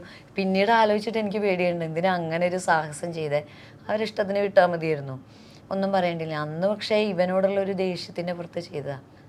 പിന്നെ ഞാൻ ഇവരെന്തായിരുന്നു ഒന്നും ശ്രദ്ധിക്കാൻ പറ്റില്ല. പിന്നെ കുറച്ചുകൂടെ കാലം കഴിഞ്ഞപ്പോൾ ഇവർ വീണ്ടും കുഴപ്പമൊന്നുമില്ല, നന്നായി പോകുന്നുണ്ട്. ഞാൻ ആ ഭാഗം ശ്രദ്ധിച്ചില്ല. അതിൽ നിന്നൊരു തീരുമാനം എടുത്തു, ഇനി എത്ര പഞ്ചാര പറഞ്ഞു വന്നാലും എത്ര ജെനുവിനാണെന്ന് തോന്നുന്ന വിധത്തിലുള്ളതാണെങ്കിലും പിന്നീട് അങ്ങനെ ആ ഒരു രീതി, കോളേജിലൊക്കെ പോകുമ്പോൾ എപ്പോഴാണെങ്കിലും ഉണ്ടാവുമല്ലോ ആ ഒരു രീതിയിലുള്ള, അതൊക്കെ വളരെ കൂളായിട്ട് ഹാൻഡിൽ ചെയ്യാൻ പഠിച്ചു. നോന്ന് പറയാൻ പഠിച്ചു. അതെനിക്കൊരു പാഠവും കൂടെ ആയിരുന്നു. കാരണം അങ്ങനെ വിശ്വസിക്കാൻ പറ്റില്ല. ഇപ്പം ഈ ഹസ്ബൻഡ് വന്ന് പറഞ്ഞപ്പോഴടക്കം എനിക്ക് പേടിയായിരുന്നു. കാരണം എനിക്ക് ഇദ്ദേഹം കല്യാണം കഴിച്ചാണോ എന്ന് പോലും എനിക്ക് അറിയില്ല. ഞാൻ അങ്ങനെയൊക്കെ ചിന്തിച്ചു. എനിക്കിവിടെ തൃശ്ശൂർ ആരെയും അറിയില്ലോ, ഇയാൾ ഇനി വേറെ കല്യാണം കഴിച്ച് മക്കളൊക്കെ ഉള്ളതാണോ, ഇനിയിപ്പോൾ എന്നെ പറ്റി. അതായത് എനിക്ക് ഈ ഒരു 10-17 വയസ്സിൽ ഇങ്ങനൊരു അനുഭവം ഉള്ളത് കാരണം ആരെന്ന് പറയുമ്പോൾ ഞാൻ അതിലൊരു ഡൗട്ട്, അത് കറക്റ്റ് ആയിരിക്കും, അല്ലെങ്കിൽ അദ്ദേഹം വേറെ ആരെങ്കിലും പറ്റിച്ചിട്ടായിരിക്കും എന്നോട് ഇത് പറയുന്നത് എന്നുള്ളൊരു തോന്നൽ എപ്പോഴും ഉണ്ടായിട്ടുണ്ട്. അത് കാരണം ആ ഒരു രീതിയിൽ മുന്നോട്ട് പോകാൻ പറ്റി. പിന്നെ കുറേ വർഷങ്ങൾ കഴിഞ്ഞപ്പോൾ ഞങ്ങളുടെ കോമൺ ഫ്രണ്ട്സ് ഉണ്ടല്ലോ, അവർ പറഞ്ഞറിഞ്ഞു അവർ കല്യാണം കഴിച്ചു, അവർ നന്നായിട്ട് ജീവിക്കണം, കുട്ടികളൊക്കെ എന്ന് പറഞ്ഞു. പിന്നെ ഇപ്പോൾ ഒരു 1.5 മാസം മുമ്പ്, ഞാൻ പിന്നെ കണ്ടിട്ടേ ഇല്ല, ഒരിക്കലും കണ്ടിട്ടില്ല. ഞാനും ഹസ്ബൻഡൊക്കെ കൂടെ ഞങ്ങളുടെ അവിടെ കൽപ്പറ്റ നിൽക്കുമ്പോൾ ഈ പയ്യൻ വന്ന് എന്നോട് സംസാരിച്ചു. എനിക്ക് മനസ്സിലായില്ല, മാധവൻ്റെ ലുക്കൊക്കെ മാറി, തടിയൊക്കെ വെച്ചപ്പം എനിക്ക് മനസ്സിലായില്ല. പെട്ടെന്ന് എന്നോട് ഇങ്ങോട്ട് വന്ന് ചോദിച്ചു. അപ്പോൾ ഇന്ന ആളാണെന്ന് പറഞ്ഞു, പേര് പറഞ്ഞു. അപ്പം ഞാൻ ഹസ്ബൻഡിനോട് പറഞ്ഞു, ഇതാണ് എനിക്ക് കത്ത് മോതിരം, ഇതാണ് മാധവൻ. ഞാൻ പറഞ്ഞു, എനിക്ക് മോതിരവും കത്തുനിന്ന് പറ്റിച്ചു. ആള് പറഞ്ഞു, ആള് വേഗം പോയി കയ്യൊക്കെ കൊടുത്തവര് ആണ്. അന്ന് അങ്ങനെയുള്ളൊരു ഇതില്ല, അങ്ങനെ സംസാരിച്ച് പോയി. അതെ അടിപൊളി. ഈ അതിനിടയ്ക്ക് ഈ ബൈക്കിലൊക്കെ ക്രൈസ് വന്നിട്ട് ബുള്ളറ്റ് പഠിക്കാനൊക്കെ പോയി, അതൊക്കെ സക്സസ് ആക്കി പഠിച്ചെടുത്തു, എന്നിട്ട് യാത്ര പോവുക വേറെ ലെവൽ. അതൊരു പണ്ടേ തൊട്ടുള്ള ആഗ്രഹമാണ് ഡ്രൈവിങ്. നമുക്ക് ഞാനും അനിയത്തിയും കഴിഞ്ഞു, അനിയൻ ഞങ്ങളെക്കാളും നല്ല വയസ്സിന് വ്യത്യാസമുണ്ട്, ചെറുതാ. അപ്പം ഞങ്ങളുടെ വീട്ടിൽ പറഞ്ഞാൽ ഒരു ഏട്ടൻ വന്ന് അങ്ങനെ ആങ്ങളെ ഒരു മൂത്ത ആളില്ല. അപ്പോൾ വണ്ടിയൊക്കെ ബാക്കി ഫ്രണ്ട്സൊക്കെ ചേട്ടൻ്റെ ബൈക്കിൻ്റെ പിന്നിലും സൈക്കിളൊക്കെ ഓടിച്ചിട്ട് നമുക്ക് ഇങ്ങനെയുള്ള യാതൊന്നുമില്ല.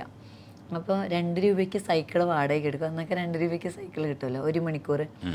അങ്ങനെ എടുത്ത് എന്താ പറയുക, വീണ് ഇതായി അങ്ങനെ ആ 1 മണിക്കൂർ ഓരോ തവണ എടുത്താണ് സൈക്കിൾ ഓടിക്കാൻ പഠിച്ചത്.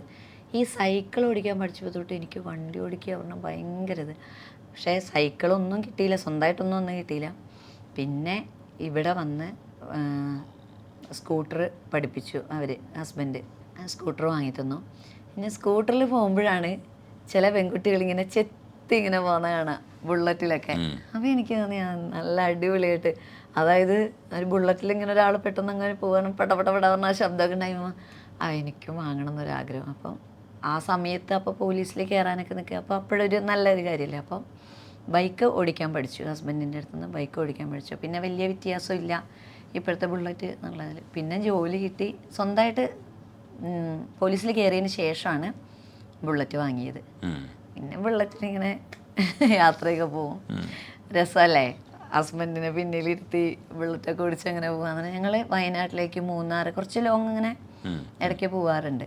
അപ്പോൾ കുട്ടികളൊക്കെ ആയി പിന്നെയാണ് ബുള്ളറ്റുള്ള യാത്ര കുറച്ച് കുറഞ്ഞത്. ഇപ്പോൾ ഇവിടെ സൈലന്റ് ആയിട്ടിരുന്ന് സംസാരിക്കുന്നുണ്ട്, പക്ഷേ ശ്രീകണ്ഠൻ സാറിന്റെ ഷോയിൽ പോയിട്ട് ശ്രീകണ്ഠൻ സാറിന്റെ വായ അടപ്പിച്ചു. പരിചയപ്പെടാൻ പറ്റിയതിൽ വളരെ സന്തോഷം. താങ്കളെ പോലെയുള്ള ചുണക്കുട്ടികളാണ് ഈ നാട്ടില് ആവശ്യമുള്ളത്. സാറാണെങ്കിൽ എപ്പോഴും ഇടപെട്ട് സംസാരിക്കുന്നതാ, അതിനെ ഓവർകം ചെയ്ത് സംസാരിക്കാനുള്ള ഒരു ശേഷി കാണിച്ചു എന്നുള്ളതാണ്. എന്നിട്ട് സാർ എന്താ കമന്റ് ചെയ്തത്? സാറ് പറഞ്ഞു സാറിന് ആദ്യമായിട്ടാ സാറിന് മിണ്ടാൻ പറ്റാതായത്. അത് എനിക്കങ്ങനെ നല്ല കംഫർട്ടായിട്ട് ഫുൾ ഫ്രീ ആയിട്ട് ഫ്രീഡം കിട്ടുകയല്ലേ സംസാരിക്കുമ്പോൾ. അപ്പം ആളെന്ന് പറയുമ്പോഴേക്കും ഞാൻ കഥ പറയുക അല്ലെങ്കിൽ സംസാരിക്കുക എന്ന് പറഞ്ഞാൽ ആ ഒരു ഇതിൽ വന്നാൽ പിന്നെ നിർത്തില്ല. ഞാൻ എങ്ങനെ വെച്ചാൽ സംസാരിക്കുക, വളരെ ഒന്ന് അടുക്കാനൊന്ന് സംസാരിച്ച് തുടങ്ങാൻ ഇത്തിരി പ്രയാസമാണ്. സംസാരിച്ച് തുടങ്ങിയാൽ പിന്നെ നിർത്തില്ല ആ ഒരു ഇതിൽ. അപ്പം അന്ന് ആ ഷോയിൽ നല്ല, അതായത് ഒരു കോമ്പറ്റീഷൻ അല്ലെങ്കിൽ അതിൽ നിന്ന് കിട്ടുന്ന ആ സമ്മാനം എന്നുള്ളതിനേക്കാളും ആ ഒരു ഷോ നല്ല എൻജോയ് ചെയ്തിട്ടുണ്ട്. നല്ല ഷോ ആയിരുന്നു അത്. നേരത്തെ ഞാൻ സംസാരിക്കുന്ന സമയത്ത് പരസ്യത്തെക്കുറിച്ച് ചോദിച്ചിട്ടുണ്ടായിരുന്നു. ഈ പരസ്യം മോഡലിങ് എന്നൊക്കെ പറയുന്ന കുറേ പരിപാടികൾ ഇങ്ങനെ ചെയ്യാനും കൂടെ എവിടെ നിന്നാ സമയം കിട്ടുന്നത്? ഈ പിള്ളേർക്കൊന്നും അമ്മയെ കിട്ടില്ലല്ലേ? അപ്പോൾ സമയം ഒന്നിനും കിട്ടിയിട്ടില്ല. സമയം, ജോലി, ആകാശവാണി, പിന്നെ 3 കുട്ടികൾ എന്ന് പറഞ്ഞാൽ തന്നെ അറിയില്ലേ. മൂന്നാമത്തെ ആള് 6 വയസ്സായിട്ടുള്ളൂ, ചെറിയ മോനാ. പിന്നെ അവരിപ്പോൾ അതിലേക്കൊക്കെ അഡ്ജസ്റ്റ് ആയി. കാരണം എപ്പോഴും നമ്മൾ ഇങ്ങനെ പാമ്പറിങ് ആയിട്ട് നിൽക്കാൻ എന്തായാലും പറ്റില്ല. അത് ജോലിയുള്ള അച്ഛനമ്മമാരെല്ലാവരും അങ്ങനെ തന്നെയായിരിക്കും. പിന്നെ അതിൻ്റെ ഇടയ്ക്ക് എനിക്ക് ഇങ്ങനെയുള്ള ചില ഐഡിയകളൊക്കെ വരും. ഇങ്ങനെ ഒരു പരസ്യം, എനിക്ക് പരസ്യം ഭയങ്കര ഇഷ്ടമാണ്. ഞാൻ പരസ്യത്തിൽ അഭിനയിക്കുകയല്ല ഉദ്ദേശിച്ചത്, ചില പ്രൊഡക്റ്റ് അല്ലെങ്കിൽ ചില കാര്യങ്ങൾ വരുമ്പോൾ അത് ഇങ്ങനെ ചെയ്താൽ നന്നായിരിക്കുമല്ലോ. ഇപ്പോൾ ടി വിയിലൊക്കെ വരുമ്പോഴൊക്കെ ചിലത് എനിക്ക് ഭയങ്കര ഇങ്ങനെയാണോ ഇതെടുക്കുക, എത്ര നന്നായിട്ട് ഇത് ചെയ്യാം, അങ്ങനെയൊക്കെ തോന്നും. അങ്ങനെ 1-2 ഞാൻ KSFE-യുടെ പരസ്യങ്ങൾ, ഓരോ സ്കീമുകളൊക്കെ പുറത്തിറക്കുമ്പം സ്വന്തം പരസ്യം അതാ. പിന്നെ നമ്മളായിട്ട് സ്വന്തമായിട്ടൊന്നും ചെയ്യുന്നില്ല, എന്നാൽ പിന്നെ ആ പ്രൊഡക്റ്റിനെ ബൂസ്റ്റ് ചെയ്യാന്ന് ഓർക്കുക. അപ്പം കമ്പനിയുടെ തന്നെ ഓരോ ഇത് ഇറങ്ങുമ്പോൾ ഞാൻ ഇങ്ങനെ മൊബൈലിലായിരുന്നു വന്ന് പരസ്യം എടുത്തത്. പിന്നെ എനിക്ക് കൺസെപ്റ്റ് ഉണ്ട്, അഭിനയിക്കാൻ ആളുകളെ ഒന്നും കൊണ്ടുവരാനുള്ള ഇതില്ല. അപ്പം പിന്നെ ഞാൻ തന്നെ അഭിനയിച്ചും തുടങ്ങി. എല്ലാം എന്നിട്ട് തിരക്കഥ, സംഭാഷണ സംവിധാനം, അങ്ങനെ നോക്കുമ്പോൾ 1-2 ഒരു 10 എണ്ണം ഇറക്കിയിട്ടുണ്ടാവും. ഒരു 8-10 പരസ്യങ്ങൾ ഇറക്കി. അതിൽ 1-2 എണ്ണം നന്നായിട്ട്, 2 എണ്ണം അല്ലെങ്കിൽ 3 എണ്ണം നന്നായി എന്ന് എല്ലാവരും പറഞ്ഞു. അപ്പോൾ അതിലൊരു പരസ്യം കമ്പനി എടുത്ത് അത് ടി വിയിലൊക്കെ വന്നു. അപ്പം അങ്ങനെയൊക്കെ ഒരു കോൺഫിഡൻസ് ആയി. പിന്നെ ഞാൻ അത്യാവശ്യം നമ്മുടെ വേണ്ടപ്പെട്ട അങ്ങനെ ഫാമിലി ഫ്രണ്ട്സൊക്കെ പറയുമ്പോൾ, ഇപ്പോൾ ഒരു ഐ ക്ലിനിക്കിന് വേണ്ടി ഒരു പരസ്യം ചെയ്തു. അവർക്കത് ഇഷ്ടമായി. അവരത് തിയേറ്ററിൽ ഇപ്പോഴും ഇവിടെ തൃശ്ശൂർ 2 തിയേറ്ററിൽ, രാഗത്തിലും ഗാനം എന്ന് പറഞ്ഞ തിയേറ്ററിലും ആ പരസ്യം പോകുന്ന കഥ കേൾക്കാൻ റെഡിയായിട്ടായിരുന്നു അച്ചു വന്നത്. ഞാൻ എന്ന് പറഞ്ഞാൽ ഇത് പഠിച്ച ഒരാളോ അല്ലെങ്കിൽ ഇതൊരു ബാക്ക്ഗ്രൗണ്ട് ഉള്ള ആളോ ഇതിൻ്റെ ടെക്നിക്കൽ വശങ്ങളോ ഒന്നും അറിയില്ല. എനിക്ക് ആകെ ഈ കൺസെപ്റ്റ് അറിയാം. പിന്നെ എൻ്റെ മോനാണ് എന്നെ സപ്പോർട്ട് ചെയ്യുന്നത്. +1 പഠിക്കുകയാണ്. അവന് അത്യാവശ്യം ക്യാമറ വെക്കുന്നത് അല്ലെങ്കിൽ ആ ഒരു ഐഡിയ ഉണ്ട്. എഡിറ്റിങ്ങും ഇതേപോലെ ഇപ്പോഴത്തെ കുട്ടികൾക്ക് എല്ലാവർക്കും അറിയാമല്ലോ, മൊബൈലുള്ള എല്ലാ കുട്ടികളും ഇപ്പം അങ്ങനെയുള്ള കാര്യങ്ങളൊക്കെ. അപ്പോൾ അവൻ അത് ചെയ്തു തരും. അങ്ങനെ ഞാനത് ആ പരസ്യം ചെയ്തു അത് ഒരു സക്സസ് ആയി എന്ന് പറയാം. അപ്പം നമുക്കിങ്ങനെ ഐഡിയകളുണ്ട് ചെയ്യണമെന്ന് ഒരുപാട് കാര്യങ്ങൾ. ഇപ്പം എനിക്ക് ഓരോ തവണയും എല്ലാവരും പറയും എന്തിലെങ്കിലും ഒന്നിൽ ഫോക്കസ് ചെയ്യാൻ, എഴുത്താണെങ്കിൽ എഴുത്തിൽ ഫോക്കസ് ചെയ്യാൻ പറയും. അപ്പോൾ അങ്ങനെ നമ്മൾ എന്തെങ്കിലും അങ്ങനെ ഒന്നിൽ ഫോക്കസ് ചെയ്യാനുള്ള അത്രയ്ക്കുള്ളൊരു ഇതുണ്ടോയെന്നും അറിയില്ല. പിന്നെ ഒരു ആങ്കറിങ്ങിന് ഒരു പ്രോഗ്രാമിന് വിളിച്ചു, കൊള്ളാലോ ആങ്കറിങ്, എല്ലാവരെയും പേര് വിളിച്ച് അത് പറയില്ല, അതിന് പോവും. ഡബ്ബിങ്ങിന് പറഞ്ഞിട്ട് ഇടയ്ക്ക് ചേതനെന്ന് വിളിക്കും. അപ്പോൾ അതും ഇഷ്ടമാണ്. ഡബ്ബിങ് എനിക്ക് ഭയങ്കര ഇഷ്ടമുള്ള കാര്യം. ഇപ്പം ശബ്ദമൊക്കെ പോയിരിക്കുകയാണ്. അല്ലാതെ ഇപ്പോൾ വേറൊരാൾക്ക് ശബ്ദം കൊടുക്കുക, അങ്ങനെ വലിയ ഡബ്ബിങ്ങൊന്നും ചെയ്തിട്ടല്ല, അല്ലാതെ ചെറിയ ചെറിയ പരസ്യങ്ങൾ അല്ലെങ്കിൽ അനൗൺസ്മെൻറ്റ് അങ്ങനെയൊക്കെ വരുമ്പം വിളിക്കും, അത് പോയി ചെയ്യും. അപ്പോൾ അതൊക്കെ എനിക്ക് ഭയങ്കര ഇഷ്ടമുള്ള കാര്യമാണ്. അതുപോലെ സീരിയൽ, സിനിമ ഇങ്ങനെയുള്ള എല്ലാത്തിലും ഉണ്ട്, താല്പര്യമുണ്ട്. പക്ഷേ എനിക്ക് അതിനുള്ള സമയമില്ല. ജോലി, കുട്ടികളൊക്കെ കൂടെ അവരെ കാര്യം കൂടെ, അവരിപ്പം ഞങ്ങൾ മാത്രമേ ഉള്ളൂ, ഹസ്ബൻഡും ഞാനും മാത്രമേ ഉള്ളൂ. അപ്പോൾ ഞങ്ങൾക്ക് അവരെ കാര്യം കൂടെ നോക്കേണ്ട കാരണം അങ്ങനെയുള്ള സീരിയൽ, സിനിമ എന്നുള്ളതിലേക്കൊക്കെ ആഗ്രഹമുണ്ട്. ഒരാഗ്രഹത്തിൻ്റെ പുറത്ത് അഭിനയിക്കുകയും ചെയ്തു. ഒരു സിനിമയിൽ ജിത്തു ജോസഫ് സാറിൻ്റെ കൂമൻ എന്ന് പറഞ്ഞ ഫിലിമിൽ രഞ്ജി പണിക്കർ സാറിൻ്റെ വൈഫായിട്ട് ഒരു ചെറിയ റോൾ. അപ്പം അതൊരാഗ്രഹമായിരുന്നു, ഒരു ബിഗ് സ്ക്രീനിൽ നമ്മളെങ്ങനെയാണെന്ന് കാണുക എന്നുള്ളത്. സമയമില്ലാത്തതുകൊണ്ടാണ് ഗൈസ്, ഇല്ലെങ്കിൽ അതും പോയേനെ. അങ്ങനെയുള്ള കുറച്ച് കാര്യങ്ങൾ. ഇപ്പോൾ വയനാട്ടിൽ പോയപ്പോൾ ജീപ്പ് ഓടിച്ച് കഴിഞ്ഞപ്പോൾ അപ്പോൾ ആ ഒരു ആഗ്രഹം റെഡിയായി, ജീപ്പ് ഓടിക്കണം. അപ്പോഴാണ് ലോറി ഓടിക്കുക. അടുത്തത് ലോറി അങ്ങനെ പൊക്കത്തിൽ നല്ല ഹൈറ്റിൽ ഇരുന്നിട്ട് പോലെ, അതെങ്ങനെയാ ഒരു എക്സ്പീരിയൻസ്. അല്ല, ഈ ഹിമാലയം പോകുന്ന ഒരു ആഗ്രഹമില്ലേ? ഞാൻ മൗണ്ടനിയറിംഗിൽ കിട്ടിയപ്പോഴൊരു ഓഫർ കിട്ടിയിട്ടുണ്ടായിരുന്നു, എവറസ്റ്റ് പോകുന്ന. അത് 2022 അത് 2013 ആ സംഭവം നടന്നത്. എന്നിട്ട് അവർ തന്ന ഇയർ 2022. അപ്പോൾ അതിന് ഒരു വർഷം മുമ്പ് തന്നെ അവിടെ ട്രെയിനിങ്ങിന് വേണ്ടിയിട്ട് പോകണം. ഒരു വർഷം അവരെ ഇതിൽ ട്രെയിനിങ്ങിൽ നിന്ന് നമ്മൾ ബോഡി ഫുൾ ഫിറ്റാക്കിയതിന് ശേഷമാണ് പിന്നെ കയറാൻ പറ്റുള്ളൂ. അപ്പോഴത്തേനും കുഞ്ഞുങ്ങൾ 3 പേരായി. അപ്പോൾ എവറസ്റ്റ് കയറാൻ പോയാൽ കുട്ടികൾ പട്ടിണിയാവും. അപ്പം പിന്നെ അത് വേണ്ടാന്ന് വെച്ചു. ഒരു വർഷമൊന്നും വിട്ടു നിൽക്കൽ നടക്കില്ല എന്ന് തോന്നി. ആഗ്രഹം ഉണ്ടായിരുന്നു. പിന്നെ അത് വലിയൊരു ടാസ്ക്കാണ്, നിസ്സാരമല്ലല്ലോ. പിന്നെ കുറേ കാര്യങ്ങൾ ഇപ്പുറത്ത്, അപ്പോഴത്തേക്കും ജോലി കിട്ടി, ആകാശവാണിയുണ്ട്, കുട്ടികളുണ്ട്. അപ്പോൾ ഇത്രയും കാര്യങ്ങളിടയ്ക്ക് എൻ്റെ മാത്രമായിട്ടൊരു ആഗ്രഹത്തിന് കുറേ കാര്യങ്ങൾ വിട്ടിട്ട് പോണ്ടേന്ന് ഓർത്തിട്ട് മാറ്റിവെച്ച ആഗ്രഹങ്ങളൊക്കെ നടക്കട്ടെ. അപ്പോൾ ഇങ്ങനെ തന്നെ പോവുക. നമുക്കൊക്കെ ഇത് കേൾക്കുമ്പോൾ കൊതിയാവും, പക്ഷേ ഇതൊക്കെ ഇംപ്ലിമെൻ്റ് ചെയ്യാൻ കുറച്ച് പാടുള്ള കാര്യങ്ങളാണെന്ന് അറിയാം. കേട്ടിരിക്കുമ്പോൾ കഥ പോലെ കേട്ടിരിക്കും. ഇല്ല, ഇംപ്ലിമെൻ്റ് ചെയ്യാനിപ്പോൾ എൻ്റെ ഒരു പേഴ്സണൽ ഇത് പറയാം, കുറേ കുട്ടികളുണ്ട്, ലേഡീസ്. ഞാൻ പ്രത്യേകിച്ച് പെൺകുട്ടികളെയാണ് പറയുന്നത്. പഠിച്ചിട്ട് നല്ല ഡിഗ്രി അല്ല, പ്രൊഫഷണൽ കോഴ്സൊക്കെ പഠിച്ചിട്ട് ഒന്നും ചെയ്യാതെ വീട്ടിലിരിക്കുന്നത്. എന്താ പോവാത്ത, അല്ലെങ്കിൽ എന്താ ഇത്രയും പഠിച്ചില്ല, എന്താ ജോലിക്ക് പോകാത്ത? മോനുണ്ട്, മോളുണ്ട്. അതൊരു തടസ്സമല്ല. മോനോ മോളോ അത് നമ്മുടെ ലൈഫ് പോകുമ്പോൾ അതിലത്തെ ഭാഗമാണ്. അതുണ്ട് പറഞ്ഞാൽ ഇവർ വലുതാവും. അവർ വലുതായി കഴിഞ്ഞിട്ട് നമ്മൾ തിരിഞ്ഞു നോക്കുമ്പോൾ നമ്മളൊന്നുമല്ല. നമ്മളെ അത്രയും പഠിപ്പിച്ച അച്ഛനും അമ്മയ്ക്കും. ഇപ്പം എൻ്റെ അച്ഛനും അമ്മയെ സംബന്ധിച്ച് ഞാൻ അതൊരു അഹങ്കാരമായിട്ട് പറയല്ല കേട്ടോ. അച്ഛനും അമ്മയും കഷ്ടപ്പെട്ടിട്ട് പഠിപ്പിക്കാൻ പറ്റുന്നതിൻ്റെ മാക്സിമമാണ് അവർ പഠിപ്പിച്ചത്. അത് വെച്ച് നോക്കുമ്പോൾ ഞങ്ങൾ 3 പേരും ജോലിയിൽ കയറി എന്ന് പറയുമ്പോൾ അത് അവരെ സംബന്ധിച്ച് സന്തോഷമുള്ള കാര്യം. അപ്പം നമ്മളെ പഠിപ്പിച്ച അച്ഛനും അമ്മയ്ക്കും സന്തോഷമാണെങ്കിൽ പൈസ ഉണ്ടാവുമായിരിക്കും, സാമ്പത്തികമായിട്ടുള്ളവരൊക്കെ ഉണ്ട്, അത്യാവശ്യം ബാക്ക്ഗ്രൗണ്ട്. പക്ഷേ ജോലി എന്ന് പറയുന്നത് ഞാൻ എപ്പോഴും ആ ഒരു സംഭവം വേറെ ഒരു ഇതിലാണ് കണ്ടിരിക്കുന്നത്. ജോലി ചെയ്യുക, നമുക്ക് വീട്ടിൽ ഹസ്ബൻഡിന് ജോലി ഉണ്ടെങ്കിലും പാരമ്പര്യ സ്വത്തുണ്ടെങ്കിലും നമ്മൾ സ്വന്തമായിട്ട് ജോലി വാങ്ങിയിട്ട് ആ ഒരു ഹോട്ടലിലൊക്കെ പോയി ബില്ല് വരുമ്പം നമ്മൾ ഹസ്ബൻഡ് കൊടുക്കുന്നതിൻ്റെ മുന്നേ ബില്ലൊക്കെ കൊടുക്കുന്ന അതൊരു ഭയങ്കര അഭിമാനം. ചെറിയ കാര്യമായിരിക്കും അല്ലേ? അത്രയും കാലം ഹസ്ബൻഡ് ബില്ല് കൊടുക്കുക, നമ്മൾ നല്ല ഷാപ്പാടെ കഴിച്ച് ഹസ്ബൻഡ് ബില്ല് കൊടുക്കുക. പിന്നെ ജോലി കിട്ടിയിട്ട് ഹസ്ബൻഡ് വാഷ് ചെയ്യുമ്പോൾ തിരിച്ചു വരുമ്പോൾ ഞാൻ കൊടുത്തു എന്ന് പറയുമ്പം അതൊരു വമ്പൻ സംഭവം. എന്നെ സംബന്ധിച്ച് ഞാൻ ബില്ലൊക്കെ കൊടുക്കാറായി. അല്ലെങ്കിൽ ഓണത്തിന് വിഷുവിനും ഹസ്ബൻഡിനോട് പറയാതെ ഒരു ഷർട്ട് അല്ലെങ്കിൽ ഒരു പാൻറ്റൊക്കെ വാങ്ങി ഇത് കൊടുക്കുക പറയുമ്പോൾ ഇല്ലായിട്ടോ അല്ലെങ്കിൽ അവർക്ക് ഇഷ്ടമുള്ള അത് നമ്മൾ കൊടുക്കുക എന്ന് പറയുമ്പോൾ അതിൻ്റെ ഇത് വേറെ തന്നെ. അത് അനുഭവിക്കണമെങ്കിൽ നമുക്ക് അത്തരത്തിലുള്ളൊരു മൈൻഡ് വേണം. അതായത് ഞാൻ ആരെയും കുറ്റം പറയല്ല, അതില്ലാത്തവർ മോശം എന്നല്ല പറയുന്നത്. ചില ആൾക്കാർ, ഞാൻ 1-2 പേര്, എനിക്ക് താല്പര്യമില്ല ജോലിക്ക്, എനിക്ക് താല്പര്യമില്ല, അവരാവശ്യത്തിനുള്ള കാര്യങ്ങൾ ചെയ്യുന്നുണ്ട്. പിന്നെ നമ്മളെന്തിനാ അങ്ങനെയുള്ളവരുണ്ട്, അവരെ കംഫർട്ട് സോൺ അതായിരിക്കും. ഓരോരുത്തർക്കും വ്യത്യാസമില്ല. എന്നെ സംബന്ധിച്ച് നേരെ തിരിച്ചാ. എനിക്ക് എത്ര എങ്ങനെയുണ്ടെങ്കിൽ എനിക്ക് എൻ്റേതായിട്ടുള്ള ഒരു 10 രൂപ ഒരു മാസാവസാനമാകുമ്പം ആളെന്നോട് ഒരു 2000 ഉണ്ടെങ്കിൽ താടി എന്ന് പറയുമ്പോൾ അതെടുത്ത് കൊടുക്കുക എന്ന് പറയുമ്പോഴേക്കും ഞാൻ വലിയ ആളായ പോലെ എനിക്ക് തോന്നും. വലിയ ആള് തന്നെയാണ്, വലിയ ആളായതല്ല. അപ്പം ഞാൻ പറയുന്നത് അങ്ങനെയുള്ള കുട്ടികളുണ്ട്. ഞാൻ ഡേ കെയറിലാക്കിയിട്ടും എൻ്റെ മക്കളെ മൂത്തയാൾ മാത്രമേ നന്നായിട്ട് വീട്ടുകാരെ ഇതിൽ വളർന്നിട്ടുള്ളൂ. അമ്മ ഉണ്ടായിരുന്നു അന്ന്, അമ്മ മരിച്ചു. പിന്നെ അമ്മ മരിച്ചതിന് ശേഷം വേറെ അടുത്ത 2 കുഞ്ഞുങ്ങളുണ്ടായത്. 2 പേരെയും വേറൊരു വീട്ടിൽ കൊണ്ടാക്കിയിട്ടാണ്. അപ്പോൾ അവരതുമായിട്ട് അഡ്ജസ്റ്റ് ചെയ്യും. നമ്മൾ ഇവർക്ക് വേണ്ടിയിട്ട് നമ്മുടെ സകല ലൈഫും ഇതാവേണ്ട കാര്യമില്ല. കുട്ടികൾ അതിൽ അഡ്ജസ്റ്റായി, അവർക്കും അറിയാം അമ്മ ഇങ്ങനെ അല്ലെങ്കിൽ അച്ഛൻ ഇങ്ങനെ ചെയ്യുന്നത് നമുക്കും കൂടെ വേണ്ടിയിട്ടാണെന്നറിയാം, അല്ലാതെ സ്വന്തമായിട്ടുള്ള കാര്യത്തിനല്ലോ. അവരൊരു പ്രായം വന്നാൽ അവർക്കത് മനസ്സിലാവും. നമ്മൾ അതിന് വേണ്ടിയിട്ട് വല്ലാതെ അതിനായിട്ട് ഇതാവൊന്നും വേണ്ട.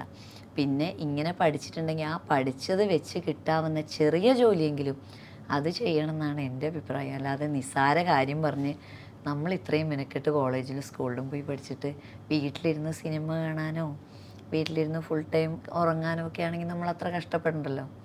അപ്പോൾ എനിക്ക് പെൺകുട്ടികളോട് എപ്പോഴും പറയാനുള്ളത്, എപ്പോഴും ആക്റ്റീവായിട്ടിരിക്കുക, എപ്പോഴും പ്രൊഡക്റ്റീവായിട്ടുള്ള എന്തെങ്കിലും. വിഷമങ്ങളും ദുഃഖങ്ങളും എല്ലാം ഉണ്ട്, എല്ലാവർക്കും ഉണ്ട്, നമുക്കും ഉണ്ട്, കുറേ പ്രശ്നങ്ങളുമുണ്ട്. സാമ്പത്തികം അങ്ങനെ എല്ലാ കാര്യങ്ങളും ഇപ്പോഴും സ്റ്റേബിളായിട്ടില്ല. അതിൻ്റെ ഇടയിൽ കൂടിയും നമ്മൾ നമ്മുടേതായിട്ടുള്ള സന്തോഷം, യാത്രകൾ പോവുക, ഒരുമിച്ചൊരു സിനിമയ്ക്ക് പോവുക, ഇടയ്ക്കൊന്ന് ഹോട്ടലിൽ പോവുക, കുട്ടികളുമായിട്ടൊന്ന് കറങ്ങുക. ഞങ്ങളെല്ലാം ചെറിയ ചെറിയ യാത്രകൾ എപ്പോഴും പോവും.